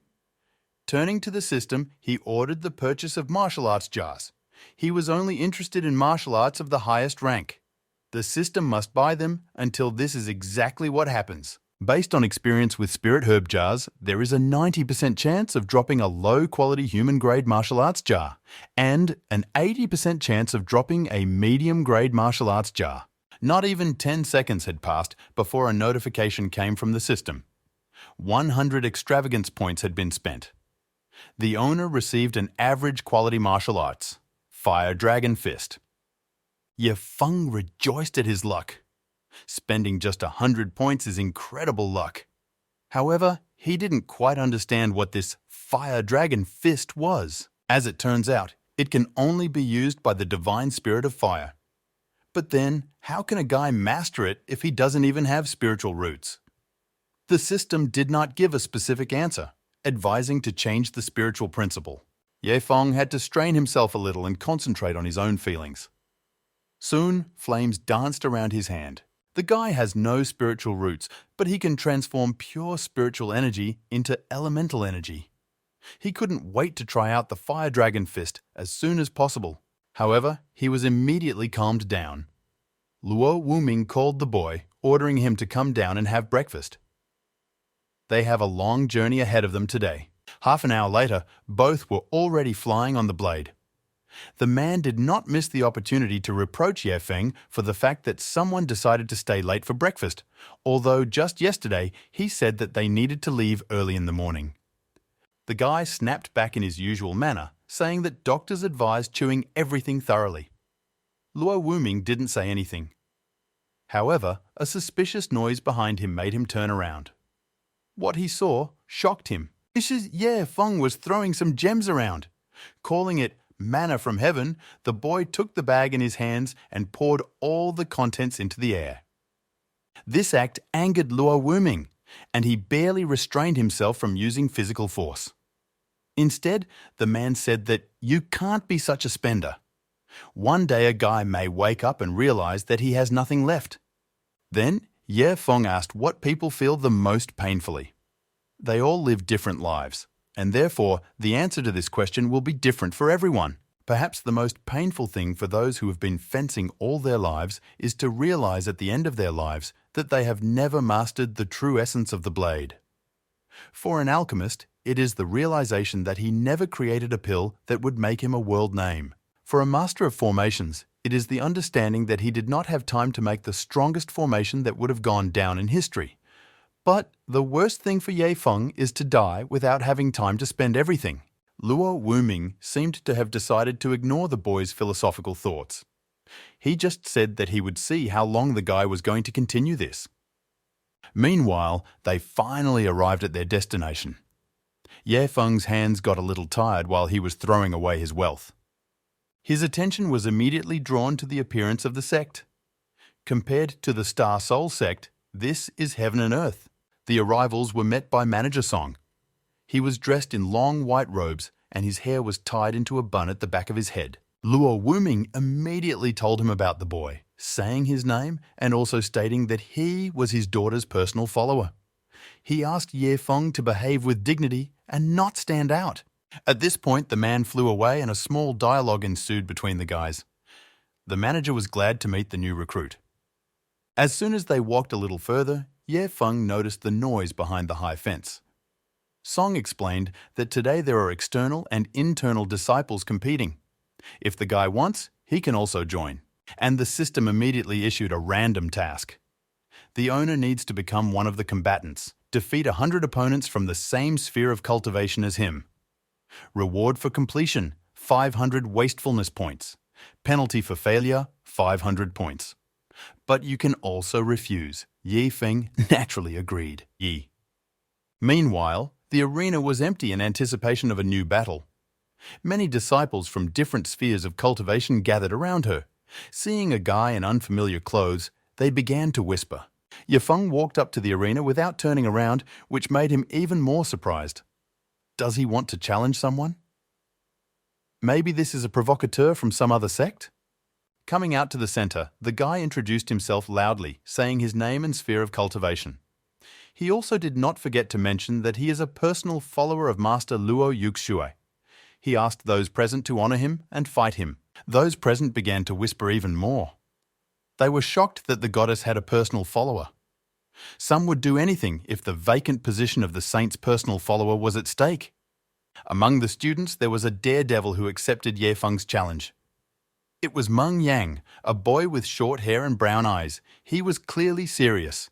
It is said that in just 3 years in the sect, he was able to reach the peak of the 9th stage of the Qi movement realm. He also practiced medium-quality earth-level techniques. Those present could not bear to see what the personal follower of the goddess had achieved. Hearing all this talk, Ye Feng came to the conclusion that Meng Yang was quite famous. Therefore, he did not miss the opportunity to boast that it took him less time to reach the peak of the 9th stage of the sphere of Qi movement. More specifically, 10 minutes to open the spiritual sea and break through to the peak of the 9th stage. But from the peak of the 9th stage of the sphere of the 9th sea to the peak of the 9th stage of the sphere of Qi movement is a little more than 20. By the way, Ye Feng lied about the latter. About 5, actually. Meng Yang was puzzled when he heard this information. This, at a minimum, cannot be done in such a short period of time. Then what the hell is this guy talking about? For some time there was silence in the air. The opponents stared at each other. The crowd roared with dissatisfaction. How could Ye Feng do it in 30 minutes? He's lying, nothing less. So arrogant and proud, it is unclear why the goddess made him a personal follower. The guy just clicked his tongue in displeasure. These brats still won't believe him, no matter how you make excuses. Meng Yang was tired of empty chatter. The boy loudly exclaimed that the battle had begun and rushed at his opponent first. He used a floating step, a low-quality earth-level technique. Ye Feng was amused by such self-confidence. The guy grinned, concentrating energy in his fist. It was time to try out new abilities. As soon as he used Flame Dragon Fist, flames ignited at the battle site, enveloping everything around him. There was no way Meng Yang could dodge the fire. All he had left was to use the wave-cutting blade to defend himself. Taking out a weapon, the guy waved it. The blade hit the ground with a deafening sound. Having taken the blow, an explosion occurred at the collision site, affecting even the spectators. Several students activated fire barriers, but they were few. Someone from the crowd shouted, asking for the brothers and sisters to be saved. Some of the men could no longer resist this suffocating heat, so their barriers fell and they themselves were thrown back, being hit by the blast wave. Some kid was able to see the dragon summoned by Ye Feng in all this. He pointed his finger at it, urging the others to look too. The fire dragon chased Meng Yang as if it were its prey, and he ran away as best he could. The guy was in complete despair. Even the cutting blade was ineffective. He was definitely finished. Ye Feng, meanwhile, seemed to be spinning in a dance, directing his powers towards the indicated target. He had wanted to do this for a very long time. At some point, Meng Yang tripped and fell to the ground. Quickly turning over, he found the dragon looming directly over him, its mouth gaping. The guy trembled like a leaf. He was unable to think adequately, so the only question in his head was, where did this monster come from? Deciding not to hesitate, Meng Yang flew out of the arena and hid behind cover, covering his head with his hands. At the same moment, he admitted defeat. Ye Feng couldn't be happier with his victory. The guy invited someone else to fight him. He needs to overcome another 100. Such daredevils obviously still existed, but the boy defeated them without any problems. For him, it was like a game where he could dominate anyone. Some of those present decided to get away from the battlefield before it was too late. They only cared about their own lives now, and not about some guy.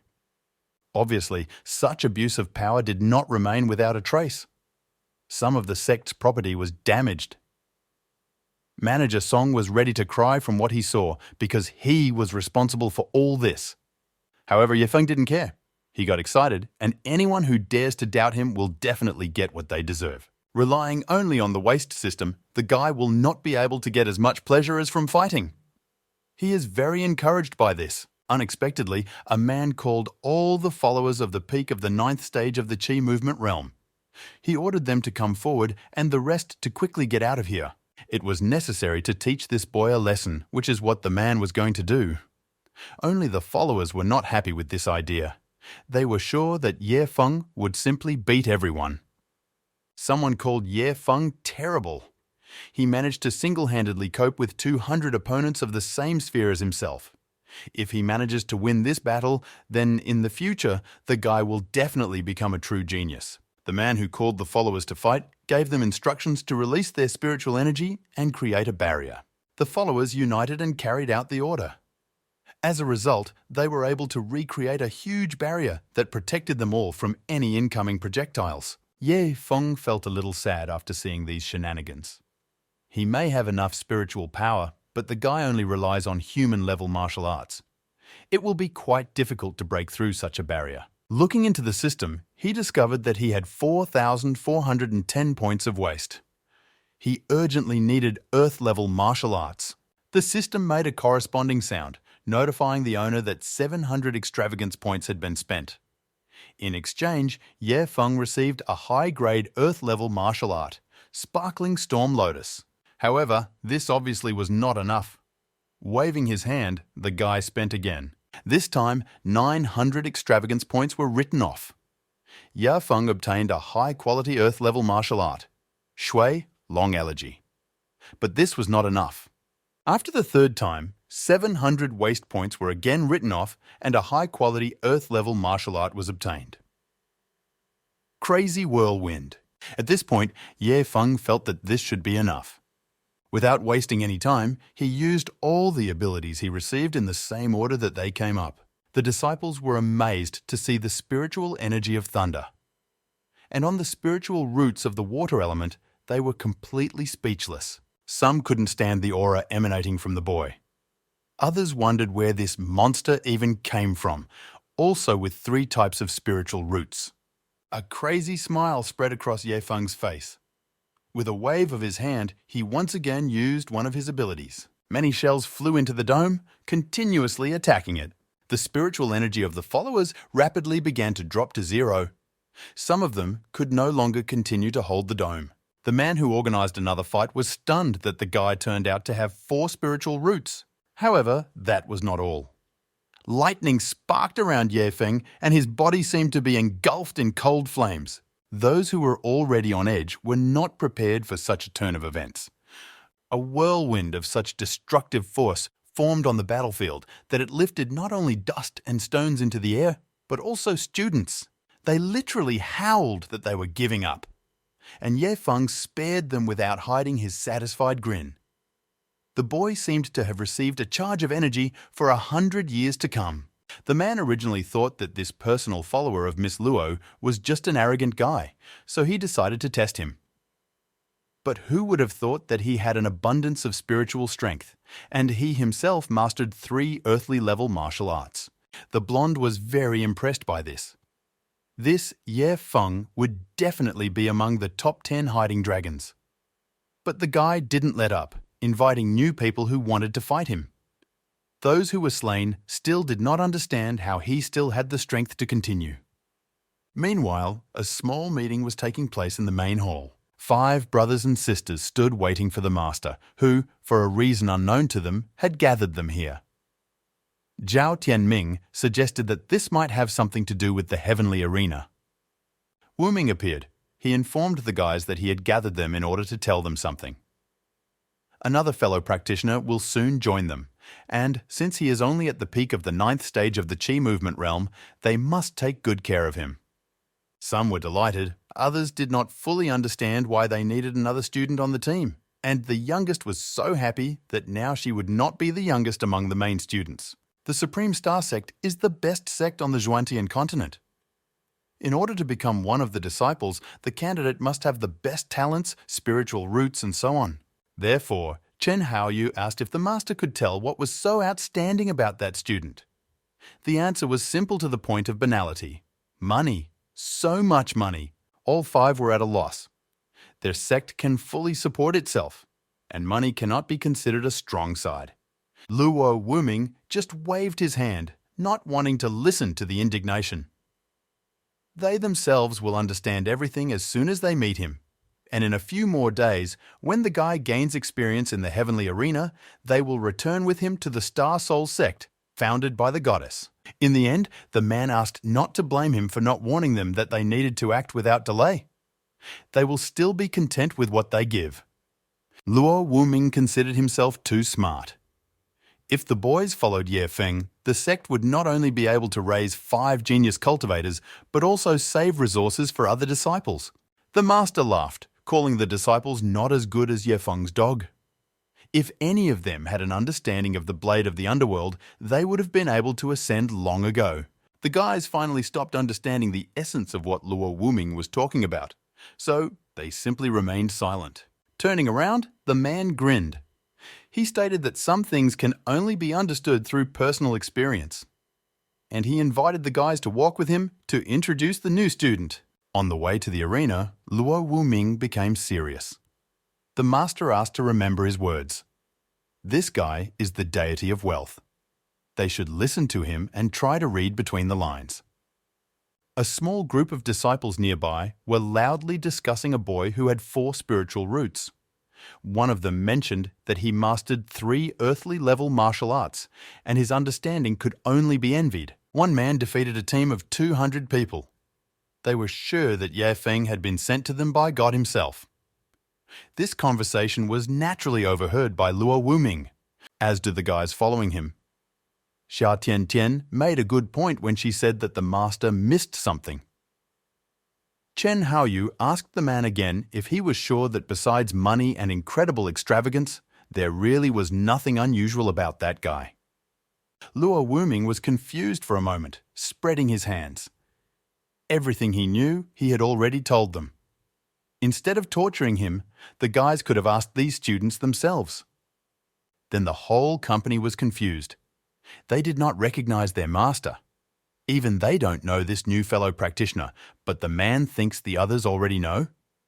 A moment later, the whole company found itself in the arena where there were traces of the battle and complete destruction. Today, in theory, there should have been a competition between internal and external disciples, but from what they see, the competition has turned into an uncontrollable slaughter. The master turned to manager Sun, wondering what happened here. But Sun was still in shock and couldn't put 2 words together. In the end, he managed to do it. An incredible battle is his answer.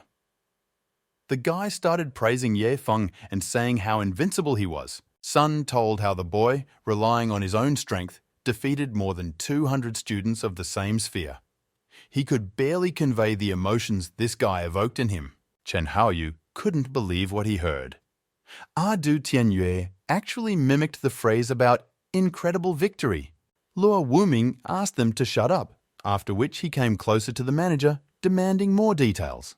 What the man heard in these 2 minutes made him think seriously. He remembered Luo Yushui saying that Ye Feng's spiritual sea was 20 times greater than her. Yuxui's spiritual sea is 20 times larger than an ordinary person's spiritual sea, and the boy's is 20 times larger than it. From this, it follows that Ye Feng can compete with 400 cultivators who are in the same sphere. It was an incredible omission to not check the guy's spiritual sea for 2 whole days on the road. Zhao Tianming, who suddenly appeared from behind, almost howled. He questioned whether one person could have that much spiritual energy. But Luo Wuming did not have time to answer. Others came after their comrade, creating a hail of questions and also calling it a real mockery. Chen took the opportunity to ask the manager where Ye Feng had gone. As it turned out, the guy returned to his place, 111th courtyard, inner door. The guys, having heard such valuable information, suddenly stopped torturing the master. Taking off, they all ran together to look for Ye Feng. They couldn't wait to meet him in person. Song moved closer to the man, noting in a whisper that Chen had just called Ye Feng his brother. Therefore, he asked if Luo Wuming was going to make him the sixth main disciple. Luo Wuming did not answer. He just turned around, warning the manager that he should not tell the third elder about this boy, because he was his daughter's personal follower. Sun spread his hands. Everyone around already knows about Ye Feng, and it wasn't even him who said it. Moreover, not only the third elder is in the know, the other four are too. The master exhaled noisily. This could be a problem.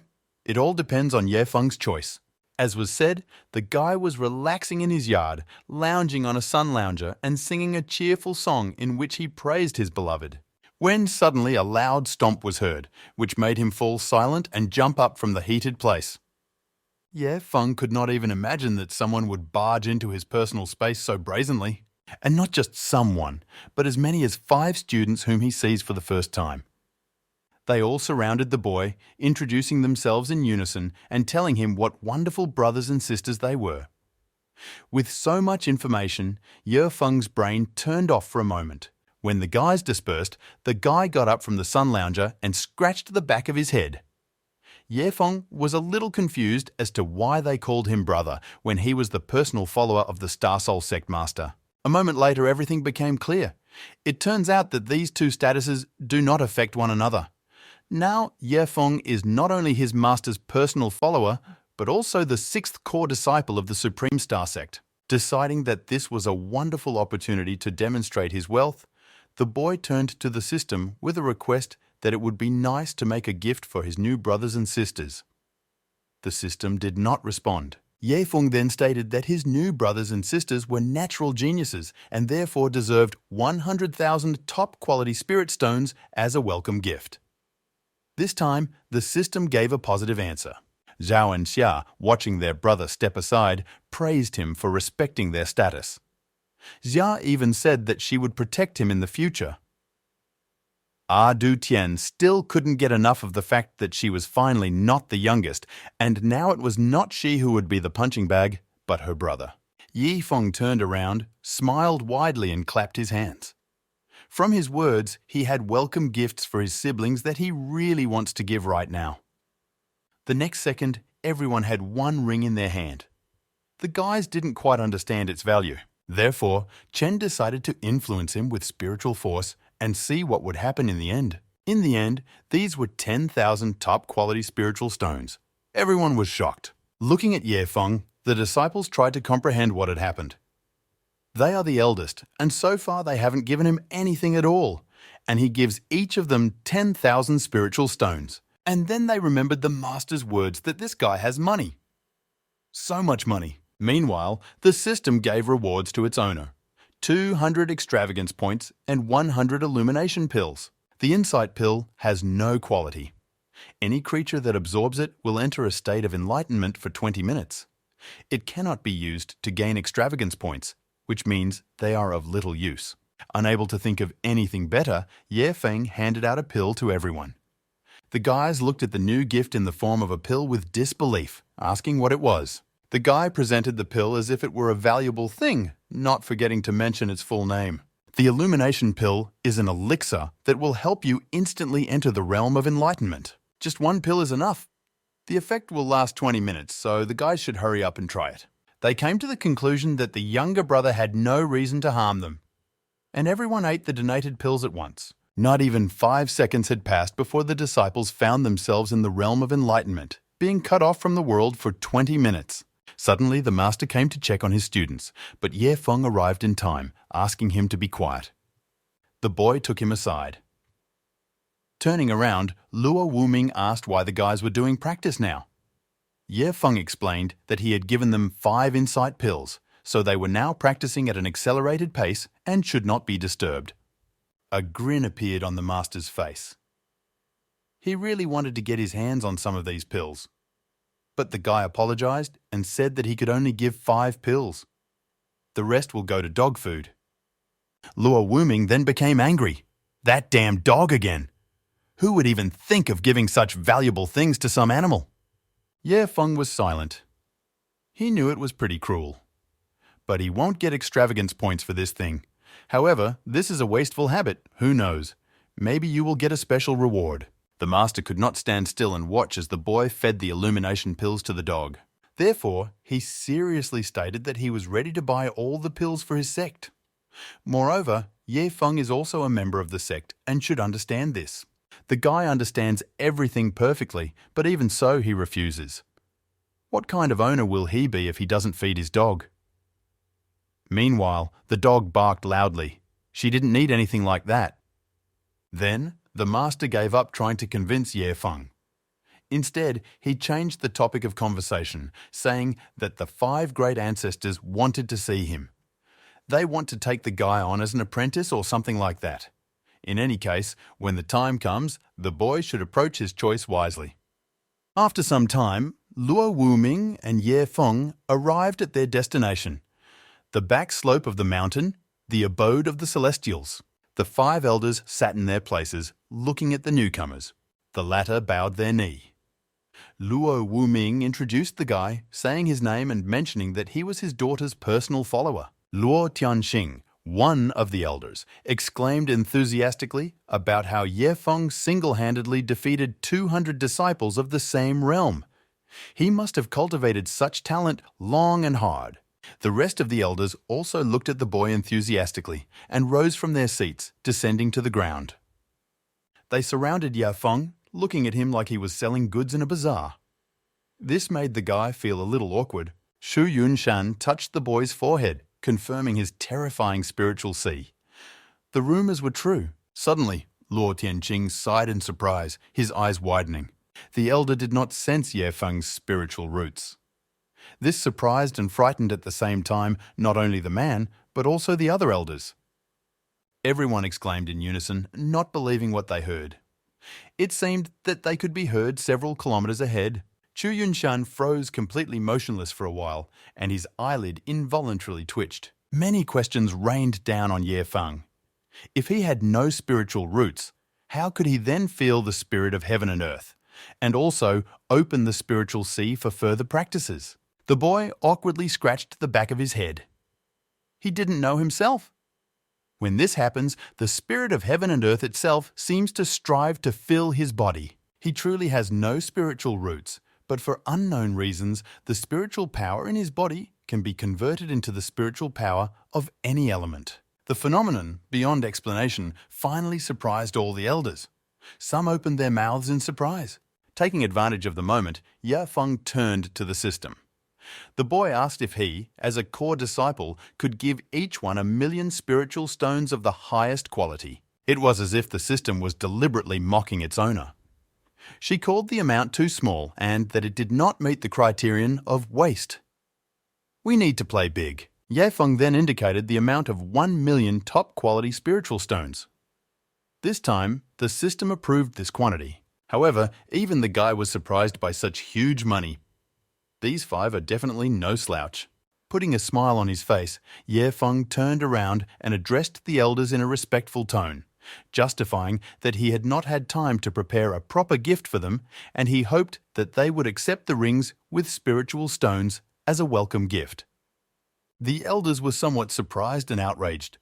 Some of them looked incredulously at the outstretched rings. After taking each ring, they could not fully comprehend the fact that a disciple of the peak of the 9th stage of the Qi movement realm was so rich. Luo Wuming suddenly intervened. He unobtrusively clarified that the elders had been trying unsuccessfully to make a breakthrough for several years.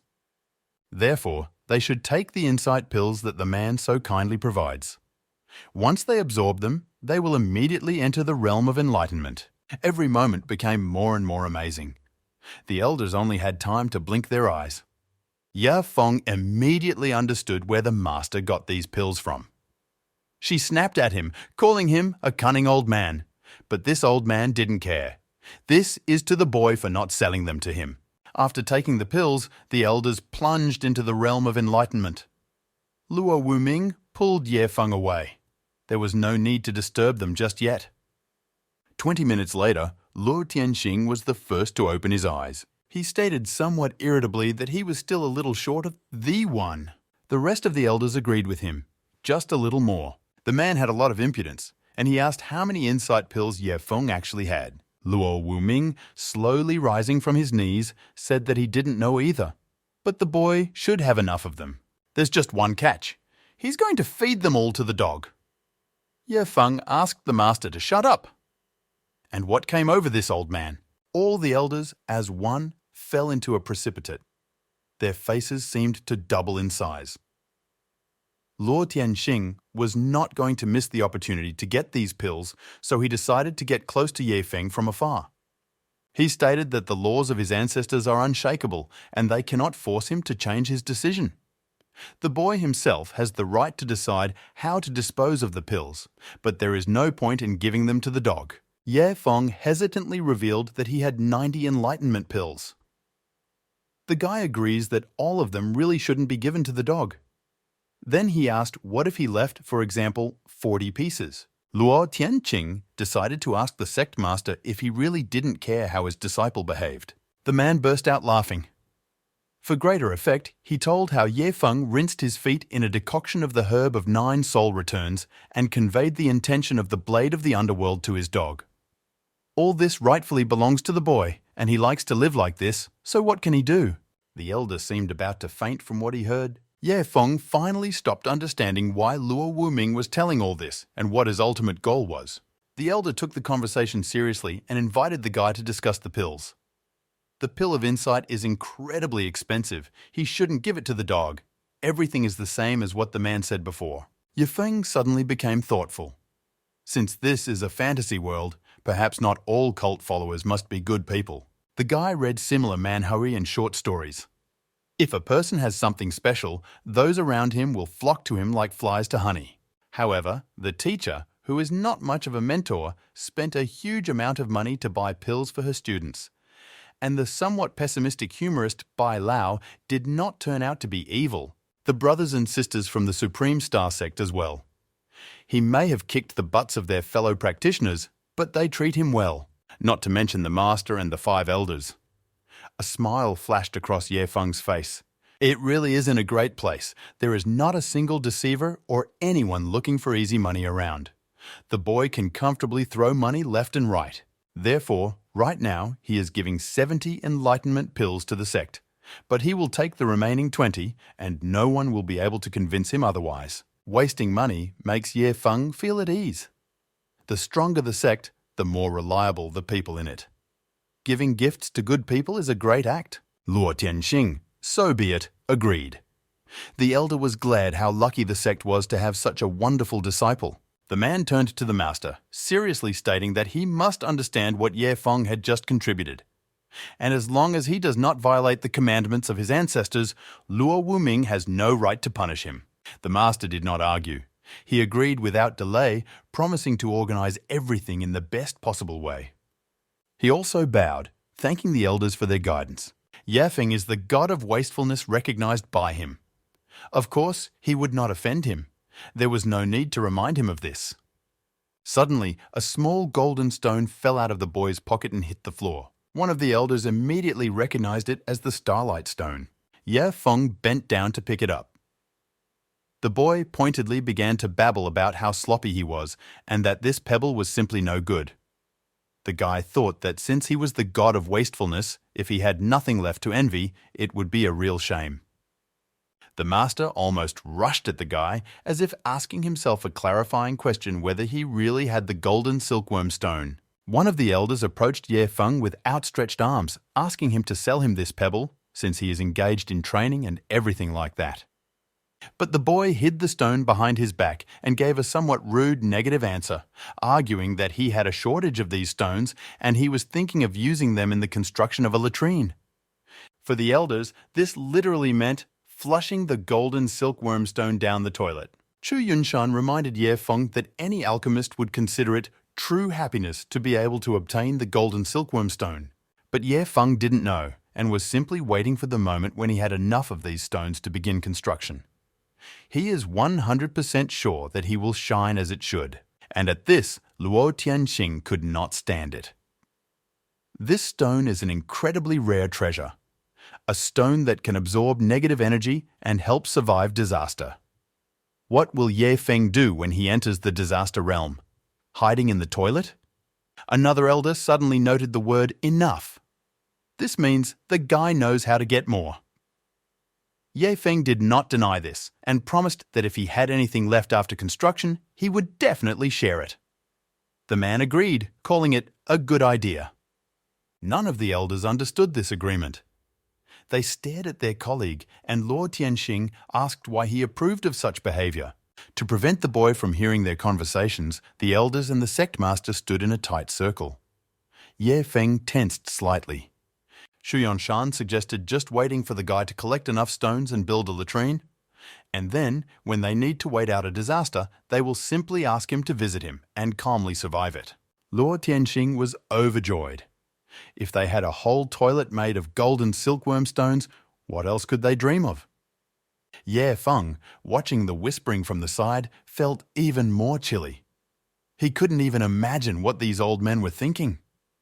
5 minutes later, the whispering ended, and Luo Tianxing turned to the master, reminding him that this time the tests of the heavenly arena would be quite serious. Therefore, it is necessary to call all the disciples of the Qi movement realm and ensure Ye Feng's safety. Luo Wuming agreed. Only now, Ye Feng decided to intervene, declaring that he wanted to enter the heavenly arena alone. With that kind of power, he can take good care of himself. The master worriedly reminded that the heavenly arena is not a place for games, and it is better to do as the elder says. Luo Tianxing was in no hurry to answer. He thought seriously and looked at the boy. Everything was not so clear. Then Ye Feng went into a more effective method, putting pressure on pity. He stated that if there were a lot of people around him, it would not be a useful experience. The elder exhaled, rubbing his temple. He gave the guy his consent, but only warned him to be careful and not to trust anyone. Ye Feng will rest for the remaining couple of days and then head to the teleportation tower, which will lead him to the heavenly arena. The more people, the safer. But when he encounters a threat he cannot handle, his numerical advantage becomes a disadvantage. Unexpectedly, Ye Feng noted to himself that he had never met anyone like him before. It was funny. After visiting the elders, the guy returned to the mountain of the Supreme Star Sect, finding brothers and sisters in his house. Seeing Ye Feng, everyone immediately rushed towards him, asking for a few more insight pills. They wanted too much to enter the realm of insight again. The boy laughed awkwardly. He doesn't have much left. Of the 90 pills, 70 were given to the elders. Then, one of the sisters asked for the remaining 20, begging to share at least one. Ye Feng shook his head negatively. The remaining 20 are for his dog. He already gave much more to the elders than he had originally planned. Then, all 5 of them remembered the master's words about how wasteful Ye Feng was. This not only brought them back to Earth, but it also forced them to act out a scene where the older sister calls the younger one a rude man, and the brother upsetly says that they don't dare force the younger one to do what he doesn't want. Ye Feng interrupted the guys, reminding them that he had given as many as 70 pieces to the sect. They are the main disciples of the sect, who will get the pills, if not them. Not even a second had passed before the 4 rushed towards the exit. It is vital for them to get these pills. Chen cleared his throat, saying that he would also go. Well, if Ye Feng suddenly needs help, let him write, call, and everything like that. At this point, the guy took off, soaring into the air and breaking through the roof of the house, leaving a huge hole in it. Ye Feng was at first indignant at the broken roof, but then he laughed quietly. The everyday life of the gods of wastefulness is so monotonous and boring, but so luxurious. And then, the system asked where the owner got the glass of wine in his hands. Before the system disappeared, Ye Feng asked her a question. He had given out 1 million top-quality spiritual stones to the elders, so why hadn't he received the reward yet? It turned out that the 5 elders accepted his gift without due sincerity and were not ready to return it. Therefore, this incident cannot be counted. This angered the boy, who would have thought that these old men were such misers. Suddenly a cough was heard behind him. One of the elders, Luo Tianxing, came to him. Ye Feng turned around abruptly, greeting the man. The boy sincerely hoped that he had not heard his last words. Deciding to take control of the situation, the guy assumed that the elder had come to return the spiritual stones to him. Luo Tianxing glanced at the ring in his hand and explained that the sect currently had no need for these spiritual stones, and Ye Feng hurried to interrupt the man. Even if he doesn't know what reserves of spiritual stones the sect has, but even if you add up all of them, it will still be less than a small fraction of what he has. The guy, like a young businessman, confidently stated that if the sect needed spiritual stones, they could always turn to him. He will give as much as he wants. Luo Tianxing didn't say anything to this. Instead, he asked if the boy had spirit crystals. Spiritual crystals are the sect's main source of protection, and they have been in short supply lately. Even though the man was only asking this out of the intention of finding out about Ya Feng's wealth, if he gave a couple, it would really help the sect. The Supreme Star Sect is one of the main sects of the Xiantian Continent. The Xuantian Continent has a large territory and a long history, and during this time, some enemies have managed to grow, becoming stronger to incredible proportions. Over the past hundreds of years, in the Heavenly Path arena, representatives of the sect have managed to conquer fewer and fewer spiritual crystals. Ya Feng turned to the system. A member of a sect is a member of a family. Surely they won't spare the family 10 billion spiritual crystals? The system called him crazy. Maximum 100 million. Then the guy reminded her that his beloved brothers and sisters were studying in this sect, so more was needed. The system did not agree. However, Ya Feng noticed that it was possible to bargain with her. In the future, he will discuss this with her at his leisure. In the meantime, let him give him 100 million top-quality spiritual crystals. The system approved the request. Luo Tianxing, who had been waiting for an answer from the boy all this time, had already begun to doubt that he had spiritual crystals, because they were a curiosity of the heavenly arena. Child, what to take from him? Suddenly, Ye Feng finally raised his voice to address the elder. A man need not worry, because these 100 million spiritual crystals are especially for him. Hearing this figure, Luo Tianxing was upset. Even his hands shook from shock, not to mention the rest of his body. The elder twirled his finger at his temple. He must have heard it. But Ye Feng corrected the man, saying that he had heard correctly. Luo Tianxing turned around. Even if they sold all the sect's assets, they would never be able to afford that many spirit crystals. The outstretched pebble in Ye Feng's hand looked very tempting. The elder tried to restrain himself from accepting it until the last moment. Suddenly, many star-shaped stones flew at the man. In surprise, he jumped back, frightened. Entire mountains of stones formed around him. Only Luo Tianxing saw this. And if he told anyone about it, they would not believe him. Returning to reality, the elder still looked at the outstretched stone in his hand.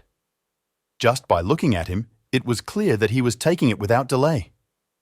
The system notified the owner first about receiving 200 extravagance points, and after 300. Ye Feng also received the 9 stars sword and a magic field amplifier in the amount of 1 piece.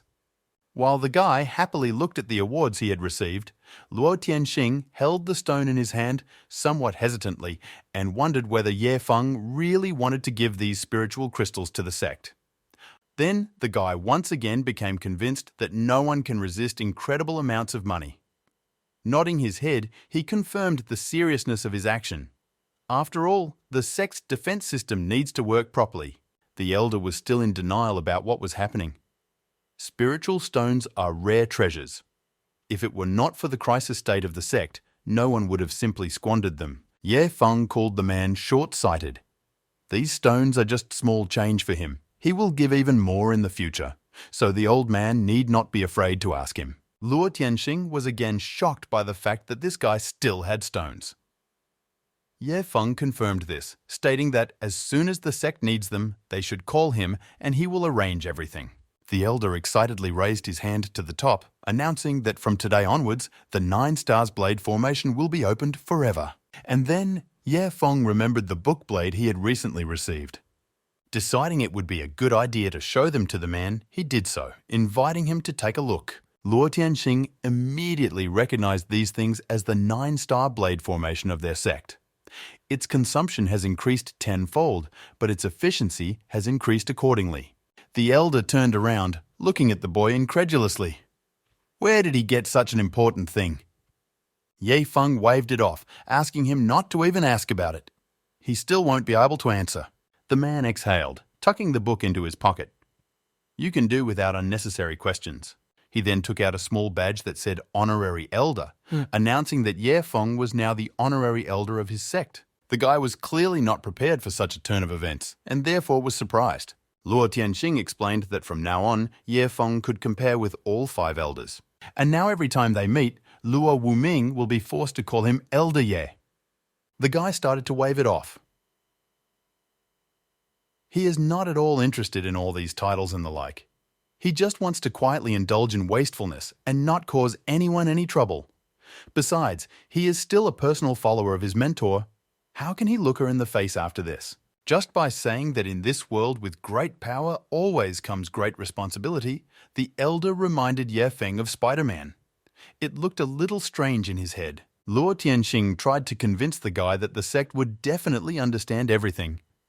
In any case, only the master and the 5 of them would know about this, so it would not affect Ye Feng's daily life. Then the boy proposed to agree on everything on the shore. Nothing except the supply of resources would concern him. The elder agreed without hesitation. Suddenly the door opened and Luo Wuming walked inside. He came with a question about whether Ye Feng wanted to go beyond the peak of evil, where the monster's power was imprisoned. Finding Luo Tianxing in the student's house was somewhat unexpected, so the man stopped short. The elder, out of nowhere, attacked the master, ordering him to call the boy not just by name, but Elder E. Slowing down, he said that from today on, Ye Feng is the honorary elder of the Supreme Star Clan, and his status is the same as all 5. Therefore, Luo Wuming's attitude towards him should be appropriate. The master, of course, agreed. However, he wondered why Ye Feng received such a title. Without going into details, Luo Tianxing said that the boy made an incredible contribution to the sect, for which he deserved it. Luo Wuming chuckled as he crossed his arms. It became even more interesting what this incredible contribution was. It's better to find out about this from the holder of the new title, which is what the man did. Ye Feng just shrugged his shoulders awkwardly, citing the price as 100 million top-quality spiritual crystals and an ancient book on the 9-star blade formation. The master considered this a well-deserved contribution, and then all subsequent questions instantly disappeared. Ye Feng decided to change the topic by reminding Luo Wuming about the peak of evil. It's time for them to leave if they want to get everything done before nightfall. Luo Tianxing, meanwhile, returned to the abode of the immortals located on the back slope of the mountain. He told the other elders about the boy's gift. Zhang Haoyu decided to clarify whether his colleague returned the spiritual stones to Ye Feng. The husband shook his head negatively. This answer was quite enough to cause extreme surprise on the faces of the elders who do not understand such an act by Luo Tianxing. Xiao Feng called this complete madness. These millions of spiritual stones are not worth it at all. The expression on the elder's face took on a serious look. After all, not only did he return nothing, but he also acquired something. Luo Tianxing didn't want it, but Ye Feng gave him too much to refuse.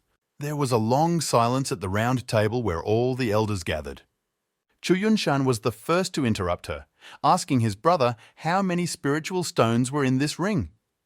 The man corrected him, saying that these were not spiritual stones, but crystals, and there are 100 million of them in total. Cheng Xingfei took the ring in her hands, looking at it better. She was somewhat surprised by the fact that 100 million spirit crystals randomly ended up in the spatial ring. This amount will be enough to fully protect the sect for hundreds of thousands of years. But Luo Tianxing had his own plans. From today, he will gradually open the protective array. All 4 faces turned to the elder in unison, fixing their surprised gazes on him. Okao Minfeng suddenly suspected the man of conspiring with someone who wanted to attack the Supreme Star Sect. And Luo Tianxing only copied Ye Feng's behavior. saying that it was only 100 million, and when it ran out, he would simply take more. The elders saw the guy only once in their lives, but even so they began to feel like starves, and they really didn't like it. Luo Tianxing also did not forget to mention that Feng gave him an ancient book about the 9-star blade formation. Its consumption has increased tenfold, but its efficiency has increased accordingly. Even if someone at the peak of the 9th stage of the disaster sphere tries to attack, he will suffer greatly, if not die. After some time, on the other side at the foot of Evil Peak, Feng and the elder were walking along the path to their destination. Luo Tianxing told the boy that these caves contained monsters of varying strengths, and the higher you rise, the stronger the sounds. Feng didn't quite understand the logic of locking them here, so he wondered if it wouldn't be easier to kill them right away. Simpler or not simpler, it doesn't matter, because everything they do is a precious experience. Students who intend to become members of the sect will have to challenge the sealed monsters. If they cannot even defeat them, then they have nothing to do in the outside world. There is still a chance to survive here, but in the outside world, there will be no such concessions. Feng was eager to try and fight them before heading to the heavenly arena.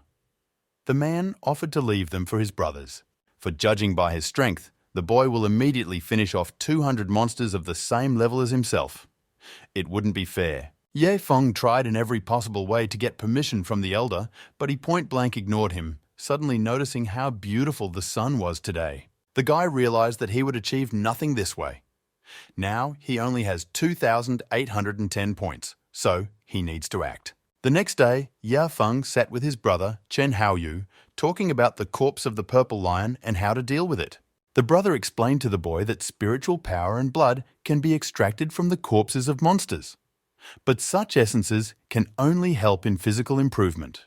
Feng wondered what kind of cultivation this was. According to Chen, it became known that physical improvement involves the use of various methods of hardening the body, absorbing the aura of heaven and earth, which allows the body to constantly transform.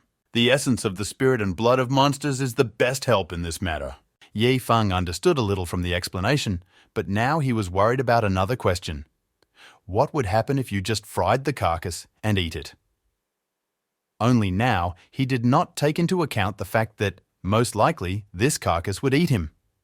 The stronger the monster, the more difficult it is to extract its spirit and blood. If you fry a monster carcass, what is consumed will most likely contain even less than 1% of the possible spirit and blood. This is not at all important when it comes to low-level monsters, but when it comes to strong ones, such an action is regarded as an incredible waste. Feng interrupted his brother's monologue by asking whether physical cultivation was practiced in the sect.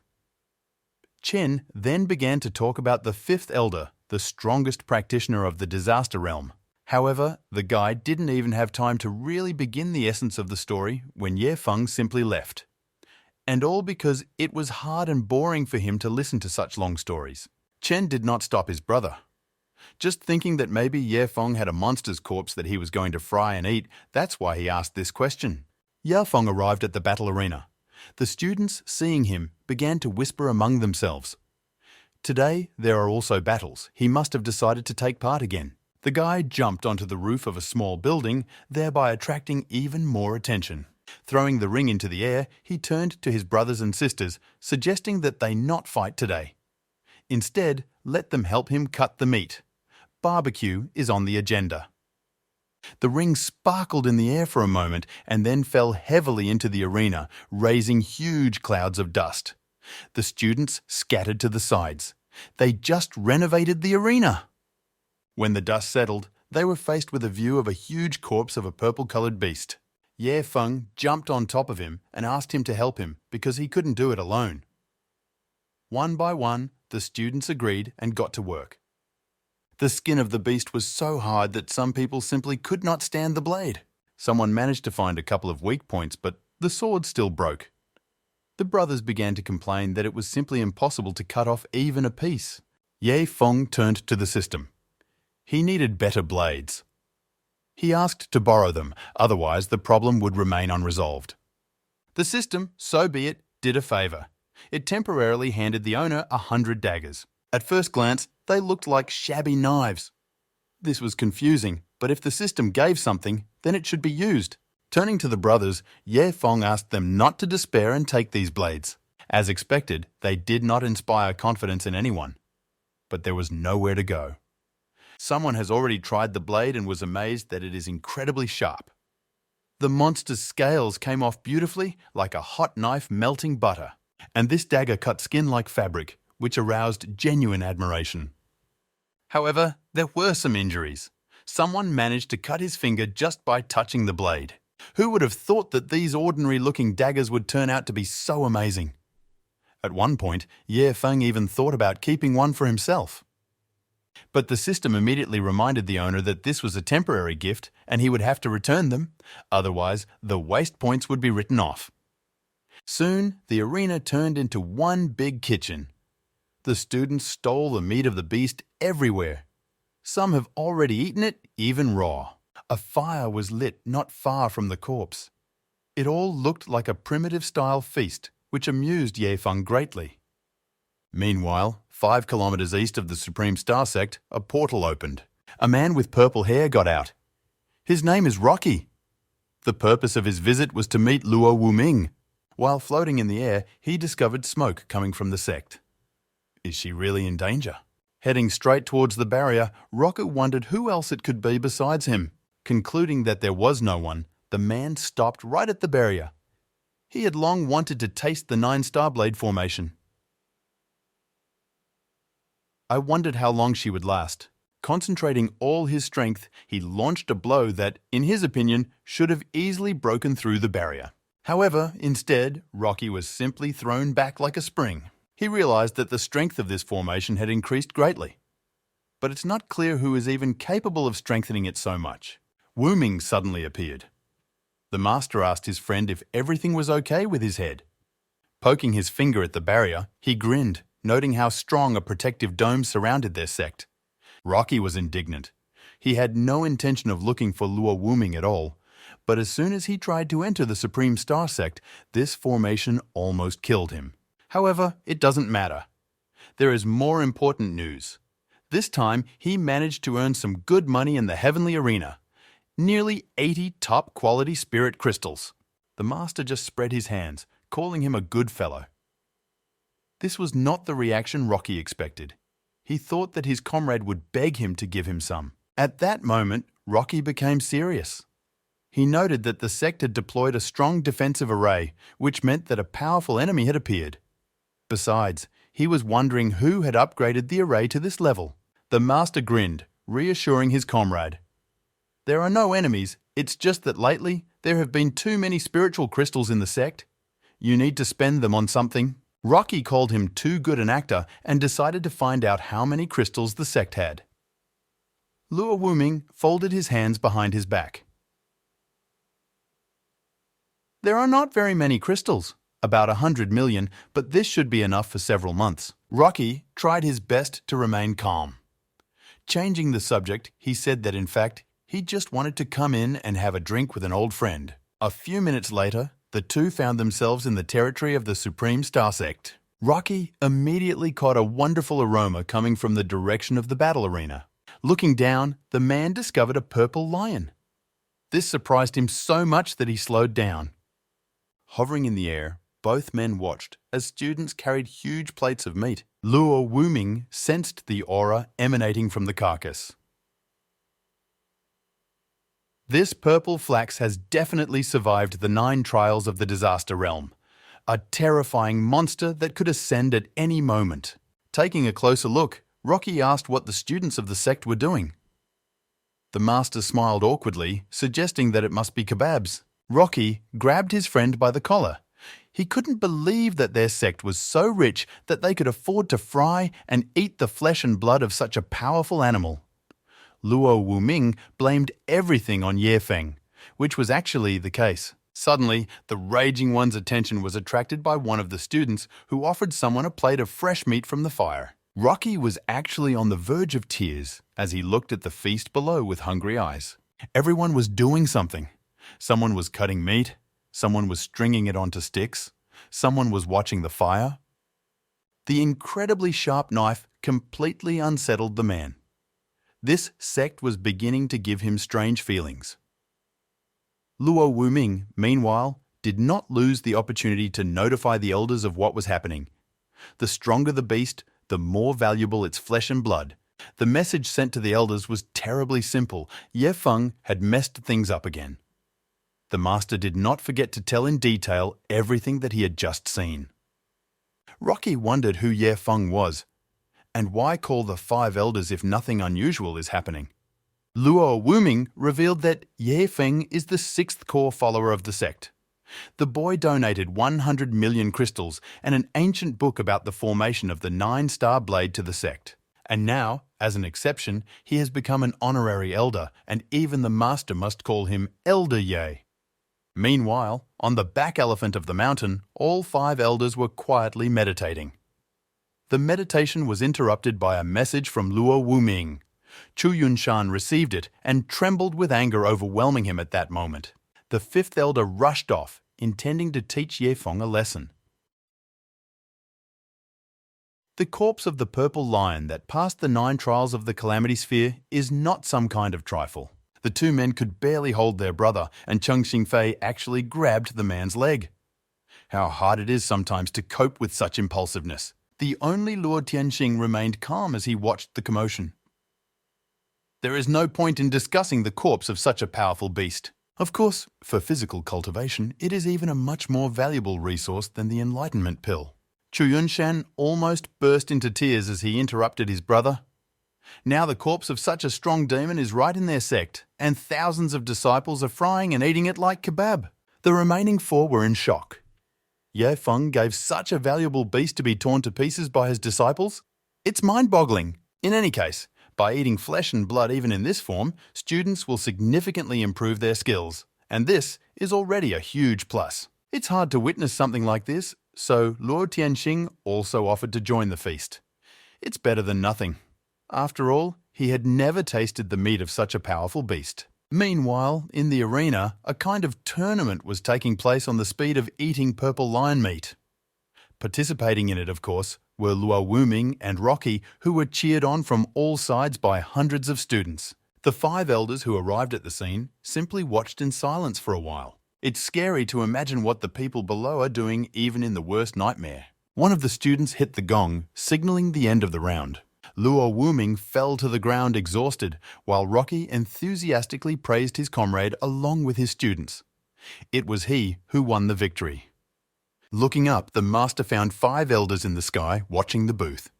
The man panicked somewhat, suddenly forgetting about the fun that was happening a minute earlier. The elders descended to earth.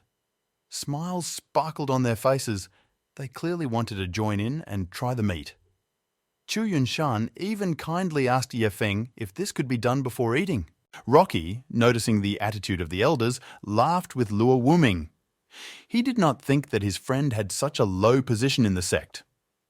An hour later, when the meat was finished, the 5th elder asked if he could take the remaining bones. Ye Feng naturally did not mind and was only in favour. Suddenly, the master called out to the guy, introducing his good friend Rocky. Thoth is a practitioner of the 4th stage of disaster. Ye Feng tensed when Luo Wuming addressed him as Elder Ye. And then he remembered that Luo Tianxing ordered the master to call him that every time he saw him. Exhaling, he bowed to Rocky just as Rocky bowed to him. That's how they met. Rocky asked not to be called senior. However, the guy reminded that the man is an old friend of the master, so he should treat him with respect. However, this time, Rocky was confused by something else. Luo Wuming calls the boy an elder, and Ye Feng calls his comrade a master. Wuming then personally explained to his friend that Ye Feng is his daughter's personal follower, which is why he is his master. The man did not go into details further. It was too complicated. Unexpectedly, the system sent a new notification. For completing the mission, the owner received 1,000 extravagance points and the essence of the blood and spirit of the 9th stage of the Purple Lion disaster to overcome the 9 heavenly disasters in the amount of 200 pieces. Such a long name confused Ye Feng. He scratched his temple, asking what these 9 heavenly tribulations were. The system then explained that in the Xuantian Continent, practitioners who had reached the peak of the 9th stage of the Calamity Realm wished to ascend to the Supreme Realm. To do this, one must confront the 9 heavenly tribulations, which are completely different from ordinary tribulations. The screen also displayed further classification of practitioners, but the guy didn't have time to read it. Rocky grabbed him, wholeheartedly thanking his nephew for today's delicacy. However, he also didn't forget to mention that it was a waste of blood essence and monster spirit anyway. Feng then took out one of these essences, showing it to the man. Taking a closer look at it, Rocky made sure that there could be no mistake. This was absolutely a concentrate of the spirit and blood of a purple lion. Feng suggested that the man take a couple and he would feed the rest to his dog. Rocky thought the dog was a nickname. Therefore, Luo Wuming did not miss the opportunity to personally explain to his comrade that the boy was talking about a real dog.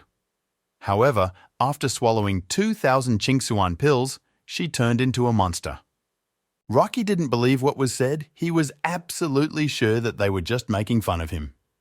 Then, Feng personally confirmed that this is a very ordinary dog. Rocky asked again if this was a joke. As a result, there was an awkward silence. Feng didn't want to linger here any longer, and then he quickly took his leave and hurried away. The master didn't mind, while his comrade continued to stand and glare at the boy. Deciding to distract him, Luo Wuming offered to go with him to show him something. Once a day, Rocky tried to understand why everyone was avoiding answering, but to no avail. And besides, what could be so amazing about the sect that the master wants to show? After some time, they found themselves in the monastery of Luo Wuming. The man held out his hand, showing a pill in it. For some reason, Rocky thought it was poison. Luo Wuming was somewhat surprised that his comrade had never seen the pill, so he briefly talked about it. Rocky was no less surprised. The pill turned out to be real. Without asking permission, he popped it into his mouth. The master just grinned and asked not to thank him.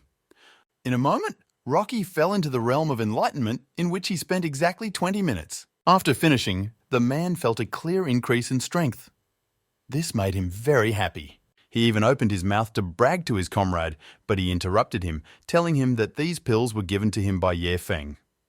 In addition to the 70 that he gave to the sect, another 20 went to his dog. Deciding that Rocky would be interested in knowing, Luo Wuming also talked about how Xiatian Yu received the 9-soul return herb from Feng, and his daughter brought the boy a pill from the auction, which he had in abundance.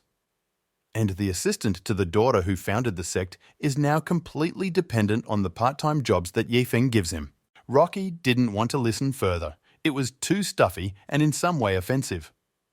Luo Wuming turned around, looking after his friend as he left. In that case, they could go for a drink. But the man wanted absolutely nothing. He was angry. Luo Wuming asked not to be angry and promised that he would tell him everything. Then Rocky hung his head. He is completely alone, no friends, no family, but he could have a daughter as grown up as Yuxue. The master apologized because he really didn't want to hurt his friend's feelings. But the man was not offended. He had already decided for himself that he would go to Luo Wuming's daughter's sect and become an elder there.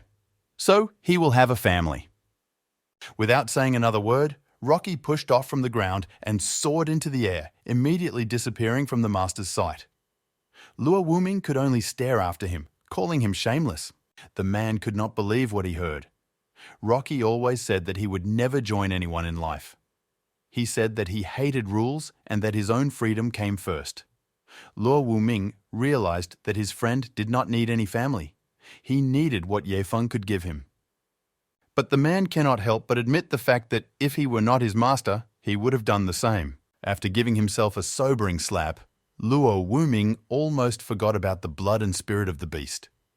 We need to tell the 5 elders about this as soon as possible. Feng's courtyard was filled with his singing at this time, which was interrupted by the sudden appearance of his older brother, who kicked down the front door. Chen Haoyu could hardly contain his indignation.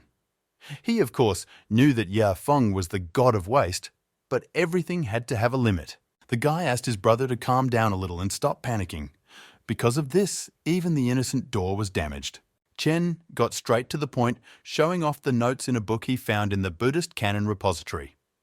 The purple lion was able to grow to the size of a hill, meaning that it had already reached the disaster realm. However, Feng already knew this very well. For a moment, he thought that it would be a good idea to take the materials from the storage room. Chen realized that he would not be able to reason with the deity of wastefulness, so he gave up trying to do this.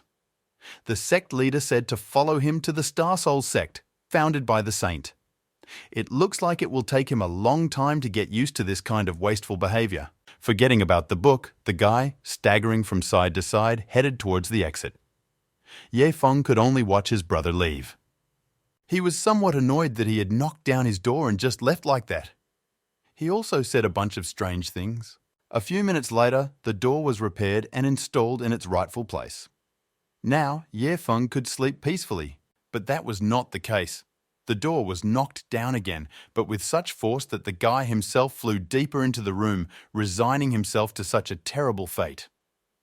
This time, the guest was Chu Yunshan, politely asking if Feng was free. In truth, the guy no longer had the slightest desire to receive guests, especially after he had his door knocked down for the second time. Rising from the floor, he asked the fifth elder not to say anything. Handing him a ring containing 10 drops of spirit and blood essence, the guy asked to take it as a sign of respect. Feng really just wanted to go to bed. Almost instantly snatching the thing from someone else's hands, the man thanked the generous boy. And he hurried away, wishing Elder Ye a good rest. Feng now had no idea how to repair the shattered door. The only remaining option was to change my place of residence. The next morning, Feng woke up in a great mood. Stretching, he noted that there was nothing better than sleeping in a new place. Today's wasteful item that the system issued was spiritual incense in the amount of 100 pieces.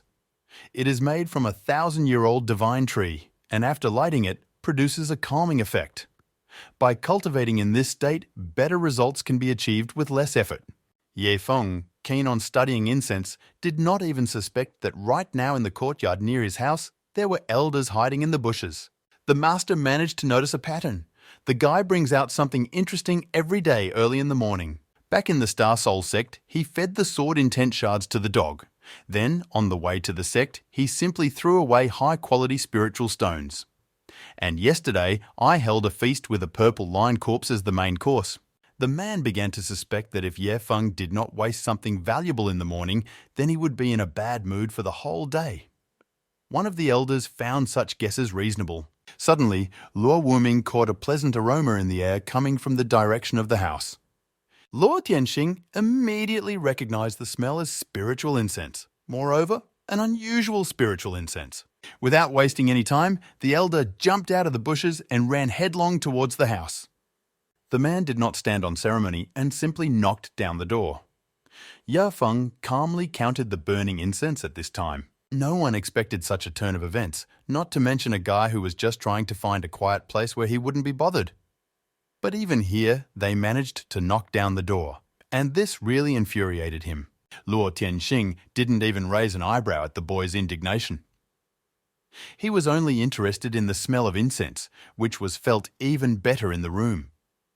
He decided to clarify whether it was indeed spiritual incense. Feng expected to see anyone at the door, but definitely not an elder. Having received no answer, the man asked the next question. What material is this incense made of? The guy replied that it was from a 1,000-year-old divine tree. Luo Tianxing tried to keep his face. He said it was not bad material for incense, even good. Feng then suspected something was wrong. The boy came to the conclusion that this incense was not such a valuable thing. He gives in to things before, since the elders don't even want to look at him. The man could no longer hold back. He urgently needed this incense. Feng threw the large bowl of incense onto the floor. It turned out to be very tedious to exhibit one at a time. It will be much faster to use a Dutch oven. Luo Wuming exchanged a few words with the elder with the power of his thoughts.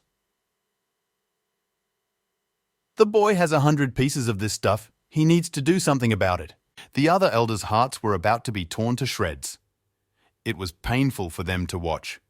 One by one or at a time, Feng made no difference. Soon, all the incense was spent and the guy calmly went to bed. His initial interest was to find out if incense would help him sleep better. It's time to check. Luo Tianxing was incredibly angry at such wastefulness, but he also could not say anything about it. Deciding not to disturb the boy, the man led the elders and the master into the courtyard, where he swore at the top of his lungs, not sparing his vocabulary. Who would have thought that the elder was capable of such curses? After such an outburst of emotions, he really felt much better. Zhang Haoyu was about to cry. Even in the heavenly arena, he had not seen at least 5-year-old divine trees. Luo Tianxing began to doubt that these incense were made from the heartwood of the divine tree. It's not that easy to get something like this. In any case, this is Ye Feng's personal matter and he will not interfere, although there are still some questions about where this child got such things from. The elders were incredibly jealous of him. Luo Wuming suddenly called out to those already preparing to leave. If they can't change anything, why not just turn a blind eye and take advantage of the opportunity that will already be given to them for free? Chu Yunshan hugged the master, calling it a smart idea. There is no way to miss it. The rest of the elders also supported this and changed their minds about leaving. They all sat down near the house, where there was a distinct smell of incense, inhaling it without a trace.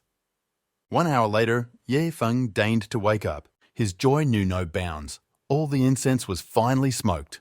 The system praised the owner for using up today's product of wastefulness, giving as a reward 200 pieces of amulet made from a mysterious 1,000-year-old tree. The boy was clearly not impressed with the award. The system was clearly mocking him. He threw the incense onto the floor, declaring that he hated the system for such pranks. Even the elders don't like this nonsense, so why does he need 200 more of them? Having calmed down, Ye Feng exhaled. Something must be done with them, otherwise his reputation as the god of waste may be shaken.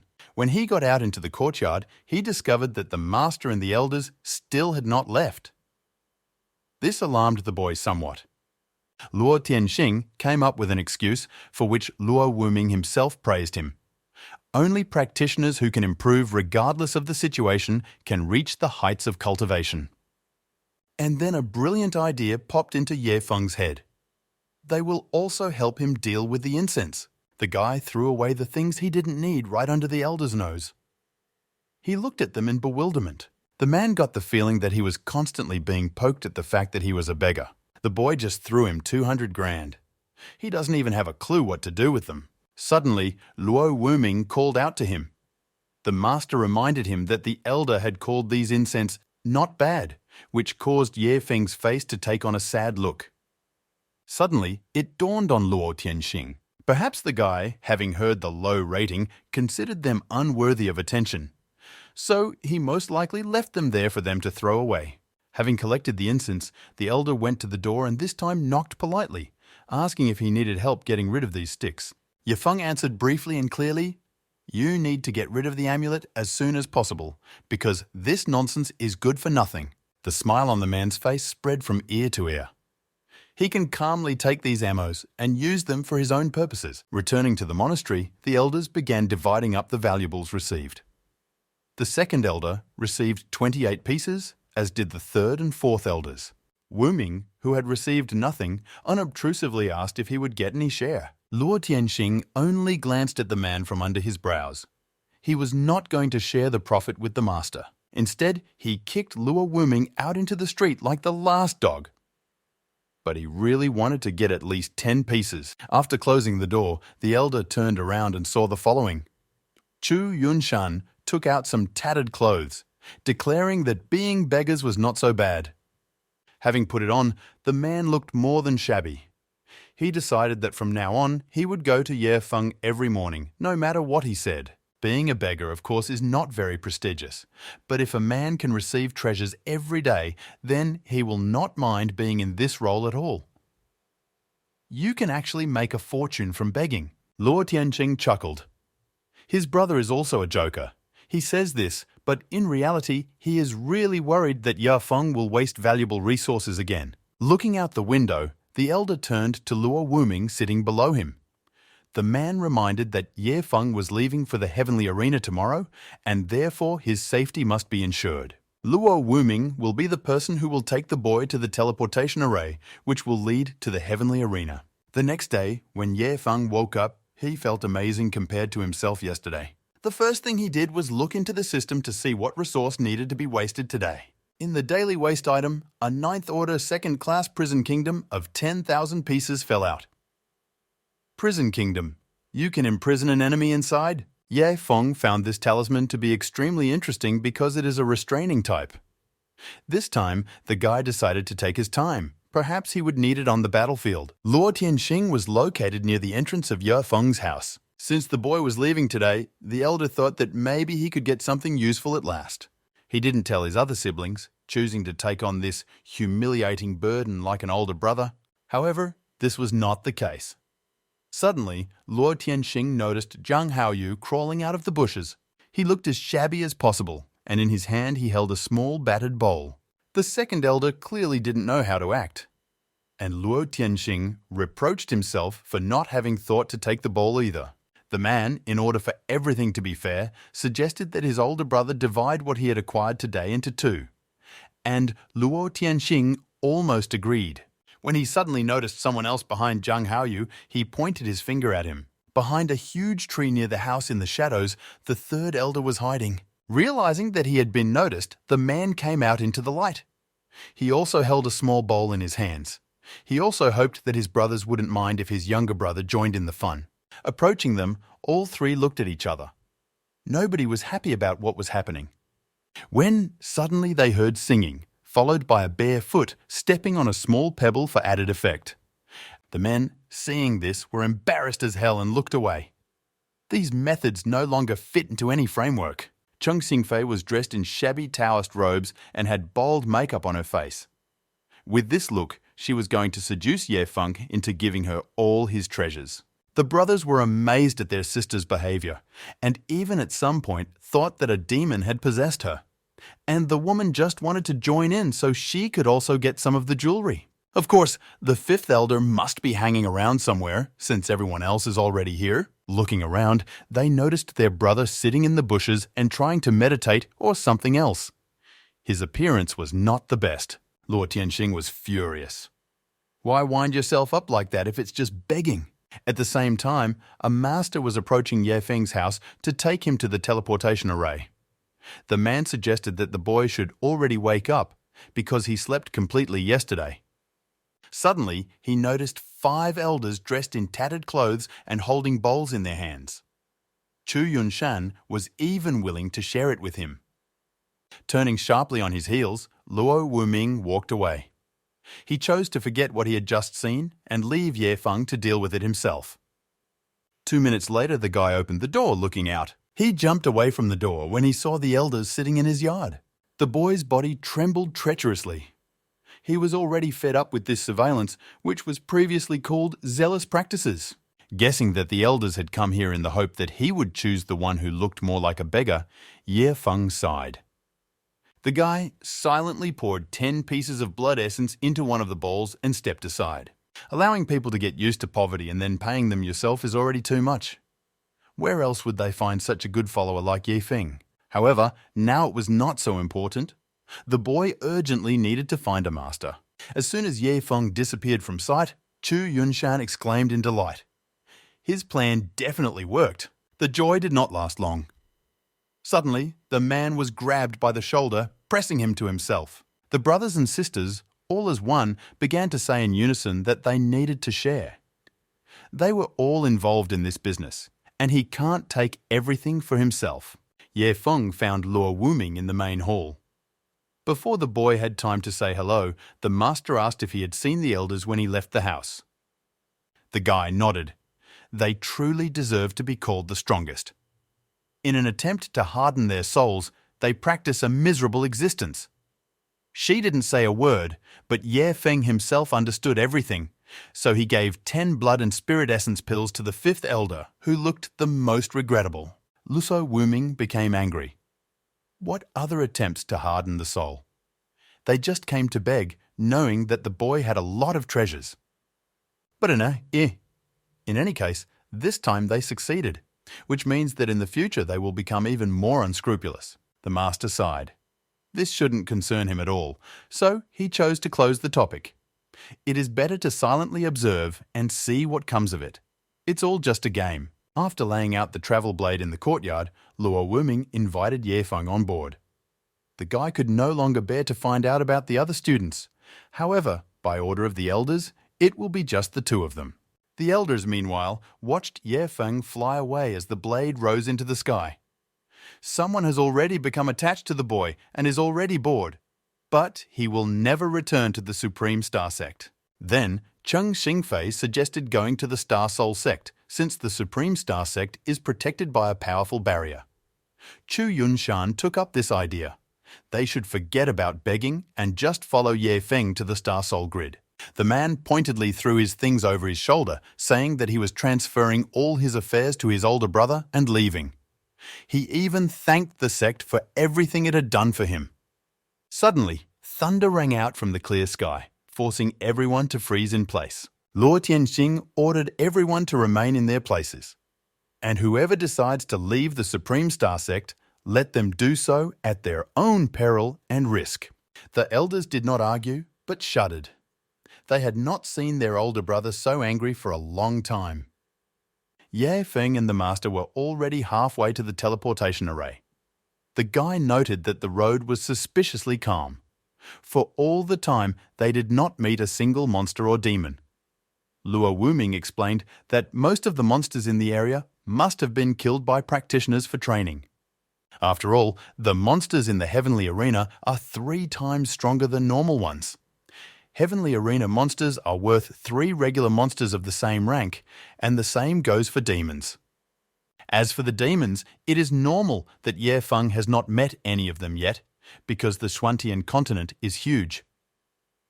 Suddenly, their attention was attracted by a girl who appeared in the sky out of nowhere. She heard everything the master said. Therefore, she stated that the meeting with her was destined for him by fate. She wondered if the humans could entertain her. Luo Wuming seemed to croak. This was a real she-devil, and therefore the man asked Ye Feng to leave while he dealt with her. However, the she-devil was not going to let her prey go so easily. Swinging her fan, she launched an attack, intending to break through someone else's barrier. She really wanted to play with men. The barrier was impenetrable and surrounded those flying on the blade from all sides. No matter how the devil tried, it was all in vain. Luo Wuming realized that she had the 9th stage of the disaster realm. This made the task somewhat more difficult. The devil praised the master for his intelligence and offered to make a deal. If they can show her something that interests her, she will let them go happily. However, the master knew that the demon's words could not be trusted. He was going to teach the brazen one a lesson, about to attack. But he suddenly stopped. Ye Feng began throwing precious pills into the air. This surprised the devil and only made Luo Wuming angrier. He called the boy crazy. This demon just wants to play with them in this way, and if Ye Feng starts throwing away her treasures now, she will certainly not let them go. The guy just grinned. He wanted the devil to demonstrate something new. And when the time came, he would kill her himself, so there was no point in worrying about one demon at all. The she-devil, meanwhile, recognized the pills as the blood essence pill and the spirit of a monster who had survived the 9 tribulations. Even she only survived 2. It was obvious to her that these 2 were just trash, so where did the one who was only at the peak of the 9th stage of the Qi movement realm get such a treasure? These 2 could pose a certain threat, so she decided not to risk it, letting them go and deciding to move away before it was too late. Luo Wuming was happy about this outcome of events. He didn't know if the demon was telling the truth, but it was best to get out of here while he could. But Ye Feng was not going to give up so easily. And leave too. They haven't met a single monster the whole way, so how can they just up and leave now? The master tried with all his might to convince the boy not to provoke her, but he did not listen. Ye Feng addressed the devil directly, showing her about 50 more pills. If she can kill him, then she will have them all. The boy wondered what interesting things his companion would demonstrate if he were in serious danger, and therefore he continued to throw various kinds of provocations. The devil was in no hurry to attack. This little guy is no ordinary person, and it seems he has a powerful protector. If she dares to attack, she will simply be smashed to smithereens. Unexpectedly for everyone, the demon transformed, changing its human form to the form of a mantis. Ye Feng exclaimed in surprise. He thought it was incredibly beautiful and asked the master if he knew about such a monster.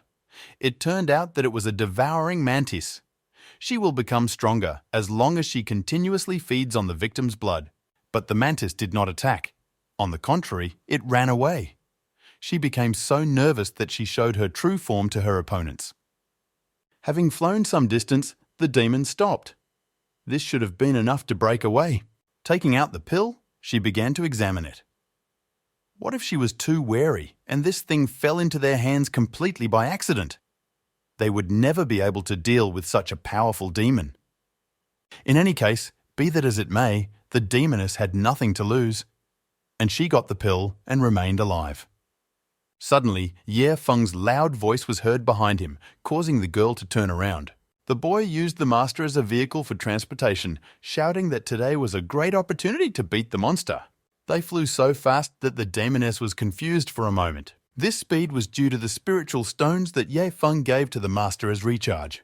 Finally confused, the mantis could not even move. She froze, watching the danger approaching her. Ye Feng continued to yell, forbidding the demoness to run away. He needs a real fight. If he loses, then she can do whatever she wants with him. And if she loses, she will become his pet. Mantis didn't want to fight. She was ready to give up all the essence she had received, just so that this crazy person would leave her alone. The demon rushed away with such speed that even Luo Wuming was now having a hard time catching up with her. It was too late to retreat, so Ye Feng asked the master to send him down. Throwing the guy off him, the man asked him to be careful, but he didn't listen. He was full of excitement, and that was all. Ye Feng managed to land directly on the back of the mantis, which she did not expect at all.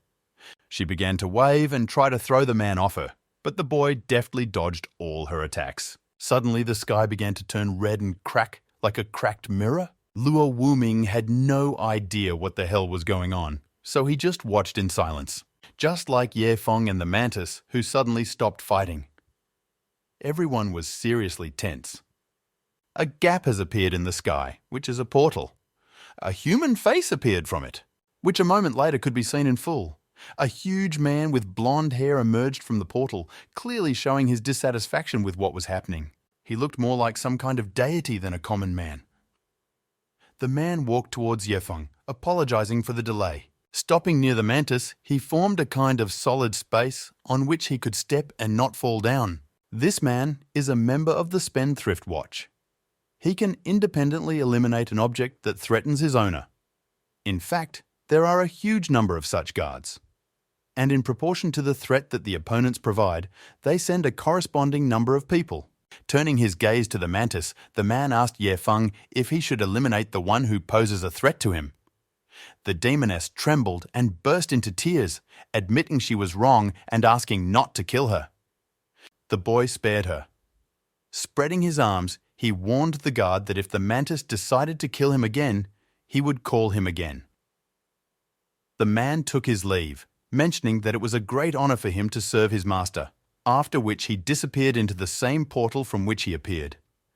At that same moment, Ye Feng gave the demoness two options: become his pet or die. The mantis immediately bowed her head to her new master. She is ready to serve for him. Suddenly, a small scroll appeared near Ye Feng, the text of which was almost unreadable. This scroll is the Heavenly Path's blood contract.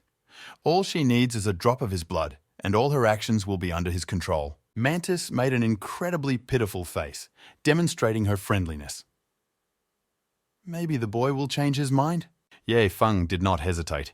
He bit his index finger until it bled. And he put it to paper. A little of his blood in exchange for a pet? What could be better?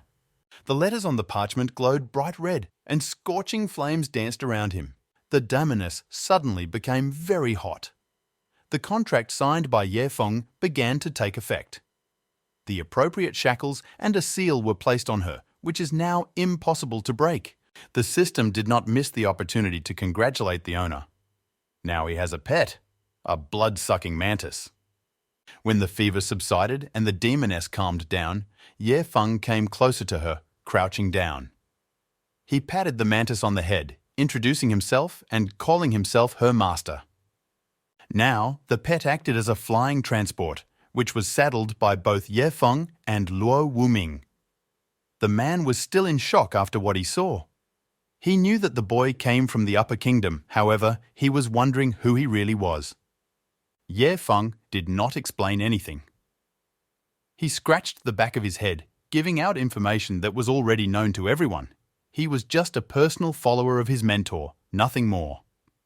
Luo Wuming laughed, saying that Yuxue had excellent taste. The guy was surprised that the master really didn't care about his origin and therefore did not develop this conversation further. The time was approaching sunset. Arriving at the tower that would teleport him to the heavenly arena, Ye Feng first looked around. There were a lot of people around.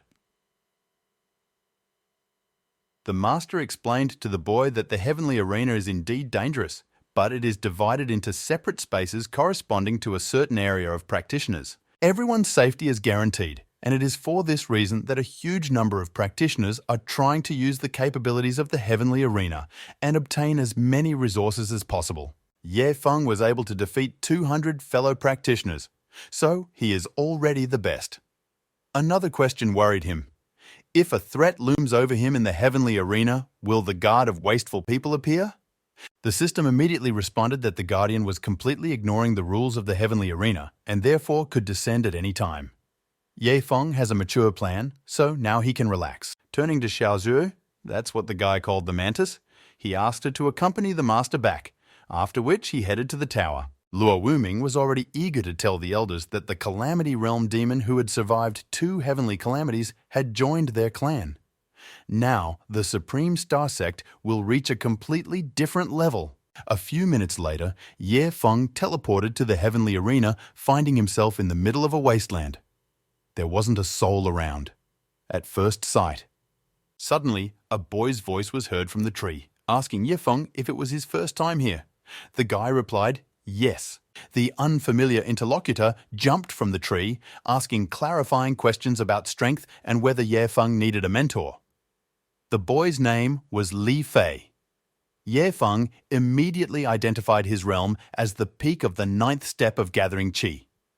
It was as if a spark flashed between the boys, and they understood each other just by looking at each other. They will make a good team, at least for the first time, and Ye Feng will not be so bored. Li Fei sought benefit for himself in this, and was somewhat surprised by the frivolity of his new partner. Does he really have some tricks up his sleeves that make him so fearless? Ye Feng immediately realized that the guy was up to something, since he decided to instantly get closer. He's not that stupid. Li Fei on the shore suggested dividing all the resources received into 2. Ye Feng agreed without hesitation.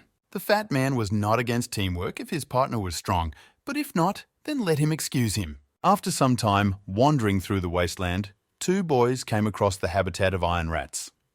Li Fei suggested that Ye Feng try his strength on them since it was his first time in the heavenly arena. He chatted non-stop, saying that their strength ranged from the 5th to 8th stage of the qi movement sphere. At first glance, there are about 300 of these rats here. Ye Feng did not hesitate and threw into the air a bunch of talismans that the system had given him in the morning. He was ready to fight the little vermin. Li Fei was shocked by so many talismans. And why are there so many of them in principle? Ye Feng gathered a blade from their energy, turning to his partner and raising an eyebrow.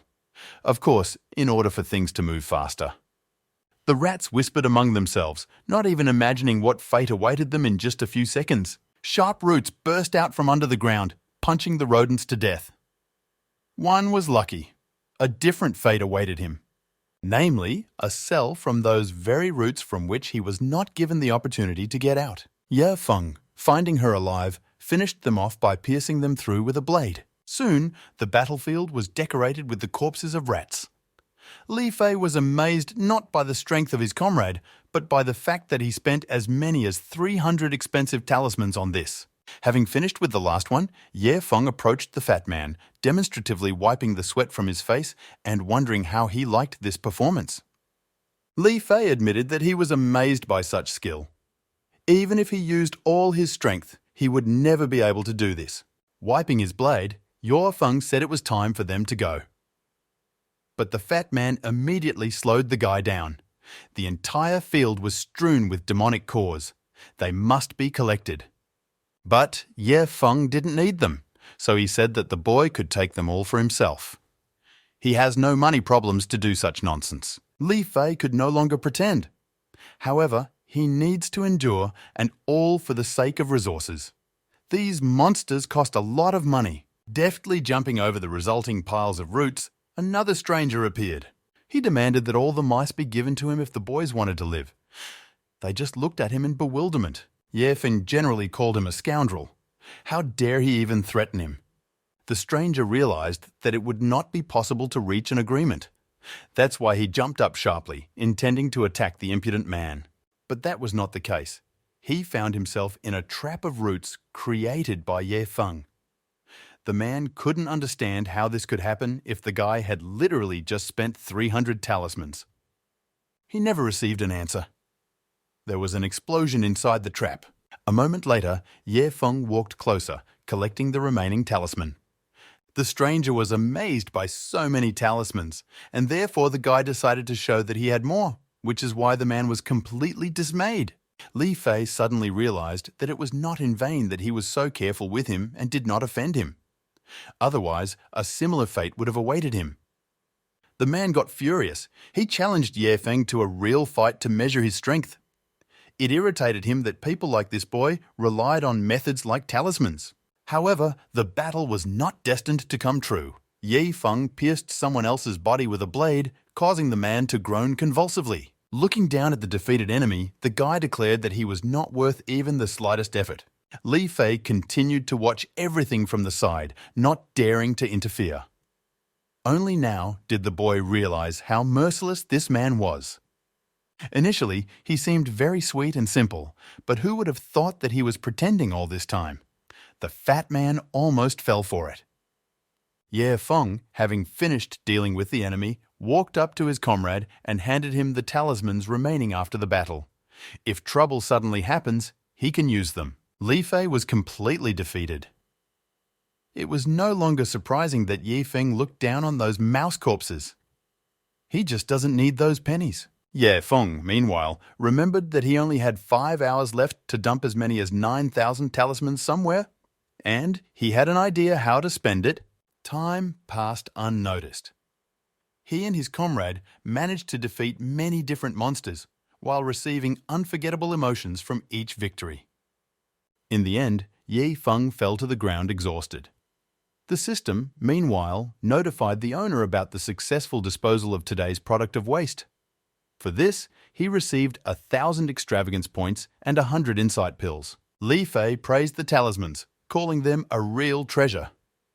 With their help, the fat man managed to earn a decent amount of resources today. True, what was received for this evening will not cover even 1/4 of the cost of the spent talismans. Deciding to thank his comrade for his efforts, Ye Feng gave him the pill of insight as a gift. Li Fei looked at the pill in disbelief, initially thinking it was poison. However, if he doesn't eat it, then this rich man will probably take out some expensive weapon and finish him off. He had nothing to lose, so he still popped the pill into his mouth. He immediately felt its effect but did not immediately understand what to do. Ye Feng advised him to hurry up with his practices because the state of enlightenment would only last 20 minutes. Li Fei instantly landed on the ground, plunging into the realm of enlightenment. In fact, if there weren't so many of these pills, Ye Feng would never have given it to his comrade. In any case, 20 pieces should be left for the dog. 20 minutes later, Li Fei came to his senses. He was kicking himself for wasting 2 whole precious minutes as soon as he entered the state of enlightenment. The guy knelt before Ye Feng, saying that he would never forget such generosity. But Ye Feng did not react. Li Fei also said that he could contact him if he suddenly needed anything. However, this did not interest Ye Feng either. He was interested in something else: what world his friend was from. The fat man confidently replied that he was from the Tianhua world. Ye Feng admitted that this was the first time he had heard about such a world, being from Xuantian himself. Li Fei awkwardly scratched the back of his head, explaining that their world simply did not have time to become famous for anything. In an instant, Li Fei's original plan collapsed. He was sure that if they were fellow countrymen, Ye Feng would give him a mountain of jewelry as a gift. But such coincidences, of course, do not happen. After 10 minutes of wandering through the wasteland, the guys came across some kind of glow. Li Fei, without explaining anything to his friend, immediately rushed to him. The only thing he said was that now they would be rich. As it turned out, these were low-level spiritual crystals, about 200 pieces. Feng said that he was leaving them all to his comrade since he was so enthusiastic. Li Fei was completely confused in his guesses. Therefore, I decided to ask directly why Feng came to the heavenly arena if he needed absolutely nothing. The guy spread his hands. The answer was simple: have fun, spend money. He already has a lot of interesting things, and therefore he is not interested in the resources of the heavenly arena. Then Li Fei invited him to go to the city of Heavenly Path, where he could spend his money. But Feng had no idea what kind of place this was. Then the fat man said that Heavenly Road City is a special formation on the territory of the heavenly arena. There you can find any treasures, resources, and materials for practitioners. Moreover, the laws of heaven apply in the city, and therefore there can be no talk of any fights or robberies. However, you can only enter the city with a special decree in hand. Li Fei has one of these right now, but he will not allow you to stay for more than a day.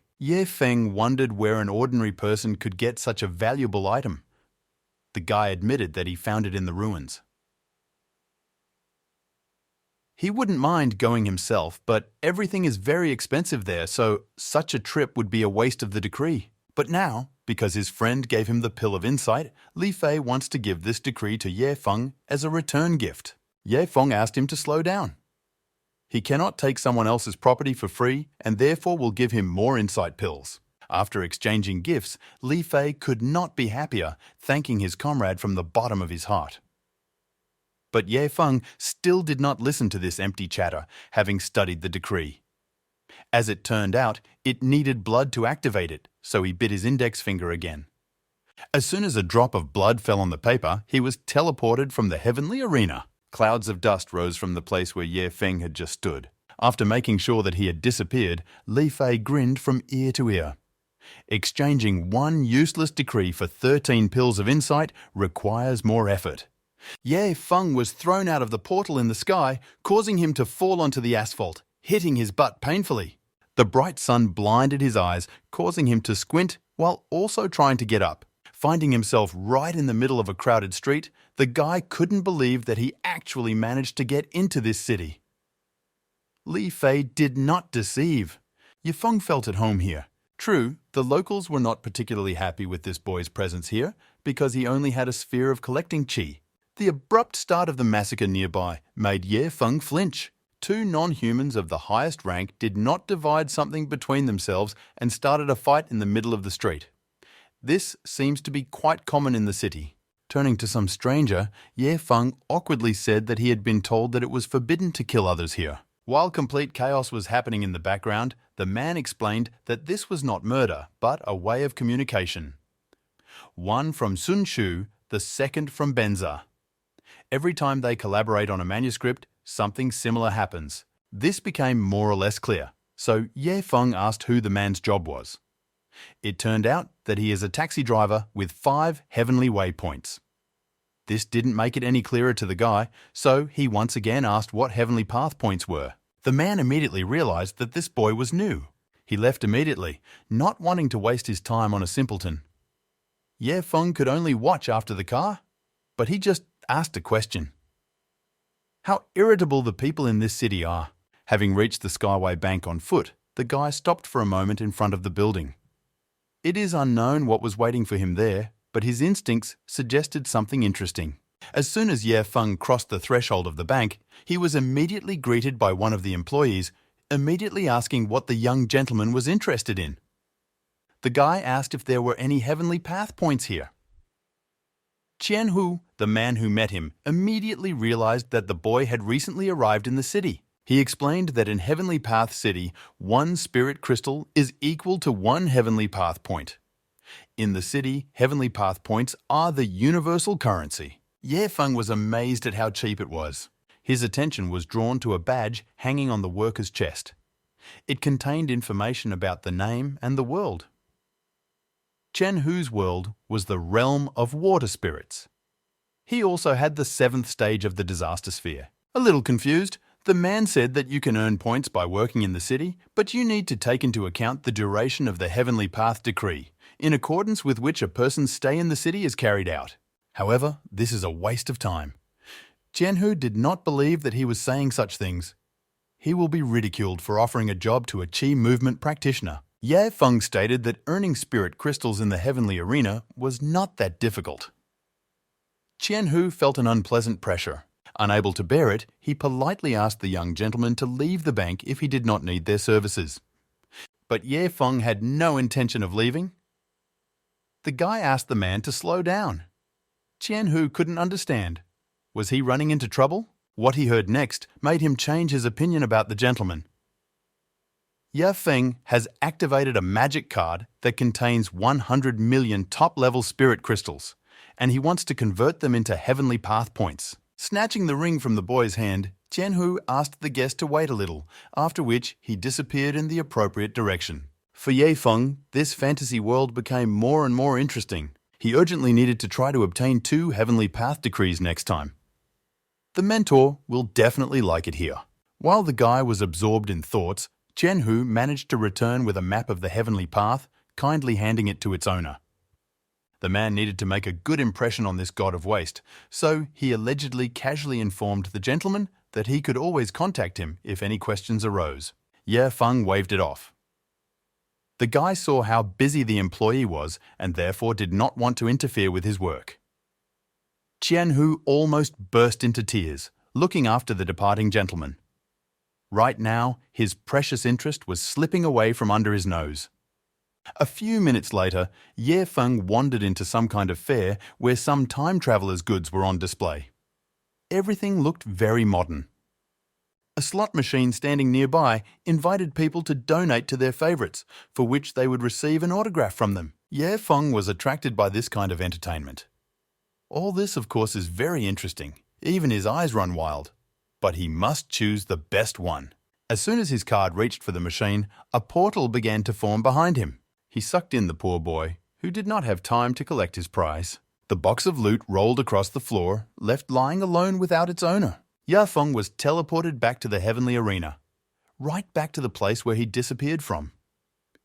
Nearby lay the ore mined by Li Fei. The guy was terribly angry with the fat man. He promised him all day, but they threw him out after half a day. I also couldn't pick up my gift. Having calmed down, Ye Feng remembered the words that Li Fei found this decree in ruins in the heavenly arena. Without wasting precious time, the guy headed towards them. Maybe we can find more. And if Li Fei meets him on the way, he won't think much of it. And Li Fei immediately sneezed loudly. He didn't even suspect what awaited him. Meanwhile, at the foot of the Supreme Star Sect, an elderly man appeared, whose name was Bi Gan. He wondered who this guardian was that had erected a protective dome over the sect. Met an old friend and guest, Luo Tianxing. Having opened the dome, he was surprised by such an unexpected visit. Bi Gan didn't know where to start. The words didn't fit very well on the tongue. His story was quite sad. Somehow, completely by accident, he received the Heavenly Road Decree in the Heavenly Arena, and then worked in the Heavenly Way City for 30 years. All this time, he lived frugally and eventually managed to acquire 2 protective treasures with which he could resist the heavenly calamity. Who would have thought, but after he was thrown out of the heavenly arena, the man realized that in the real world no more than a second had passed. Bi Gan didn't know if he should ask his friend about this. Would he think it was strange? Luo Tianxing invited the old man to come in, breaking the awkward silence. Walking inside, Bi Gan guessed that the sect was using top-quality crystals for the protective array. The elder confirmed someone else's guess. And he added mockingly that he would give him a couple of crystals later if he had never seen them. Bi Gan angrily slapped Lord Tianxing in the face. He didn't understand how the sect could waste superior quality spiritual crystals when there were more than enough inferior quality spiritual crystals. Rubbing his cheek, the man looked angrily at his friend. Not missing an opportunity to show off, Bi Gan showed the elder the 2 towers that were the ultimate protective treasure. Each of them will help him survive the heavenly calamity, and thus he will be able to reach the 7th stage. These treasures cost him more than 3 million top-quality spiritual crystals, but for Luo Tianxing, these treasures had no value. In other words, useless nonsense. Bai Gan hit the elder again. The man simply doesn't understand anything. He told him about the heavenly decree and that with its help, he could get into the city. It is spiritual crystals that are the main ones in that world. If there is money, then even the strongest will obey. To put it more clearly, the main currency in the city is spiritual crystals. Bai Gan himself did not notice how disheveled he was that he had worked in the city for 30 years, and when he left, he discovered that only a second had passed in the real world. But Luo Tianxing didn't seem to listen to him. He wanted to spend his over 90 million spirit crystals as quickly as possible. The old man stopped him, reminding him that without a heavenly decree, nothing would come of it. The elder managed to get upset. It was an incredible loss for him to just leave 90 million behind like that. Bigan's jaw almost dropped when he heard such a huge number. In the heavenly arena, meanwhile, everything was going relatively smoothly. Li Fei wandered around the wasteland in search of enemies or treasures as if nothing had happened. He clearly heard Ye Feng calling him, but they only recently broke up. Maybe it's just a miracle. Suddenly the voice rang out even louder, forcing the fat man to turn around. It looked like his friend was really calling him.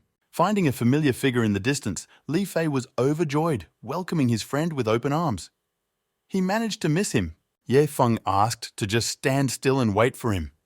His whole appearance did not bode well. But the fat man didn't seem to take it seriously, saying that he was bored to death during those half an hour. Ye Feng grinned. If he was to die, now he would arrange it for him. Li Fei barely had time to dodge to the side when the blade landed on his belly. The boy was confused, not understanding what came over Ye Feng. And the guy just continued to wave the blade, repeating that he had been looking for him in the heavenly arena for half an hour. He called Li Fei a liar. The decree was only valid for half a day of the promised day. Li Fei asked to just listen to him. The fat man made an excuse that then, in the ruins among the corpses, he saw one person who was clinging to life. He kept this decree, so he used some dishonest methods, got hold of the information, and stole the decree. That person deliberately deceived him, or he himself had incorrect information. Ye Feng suddenly stopped, and Li Fei was able to exhale for a few seconds. The guy threw the blade aside, declaring that he believed his comrade. The fat man did not waste the opportunity, starting to wonder what Ye Feng was doing in the city and what this famous place was all about.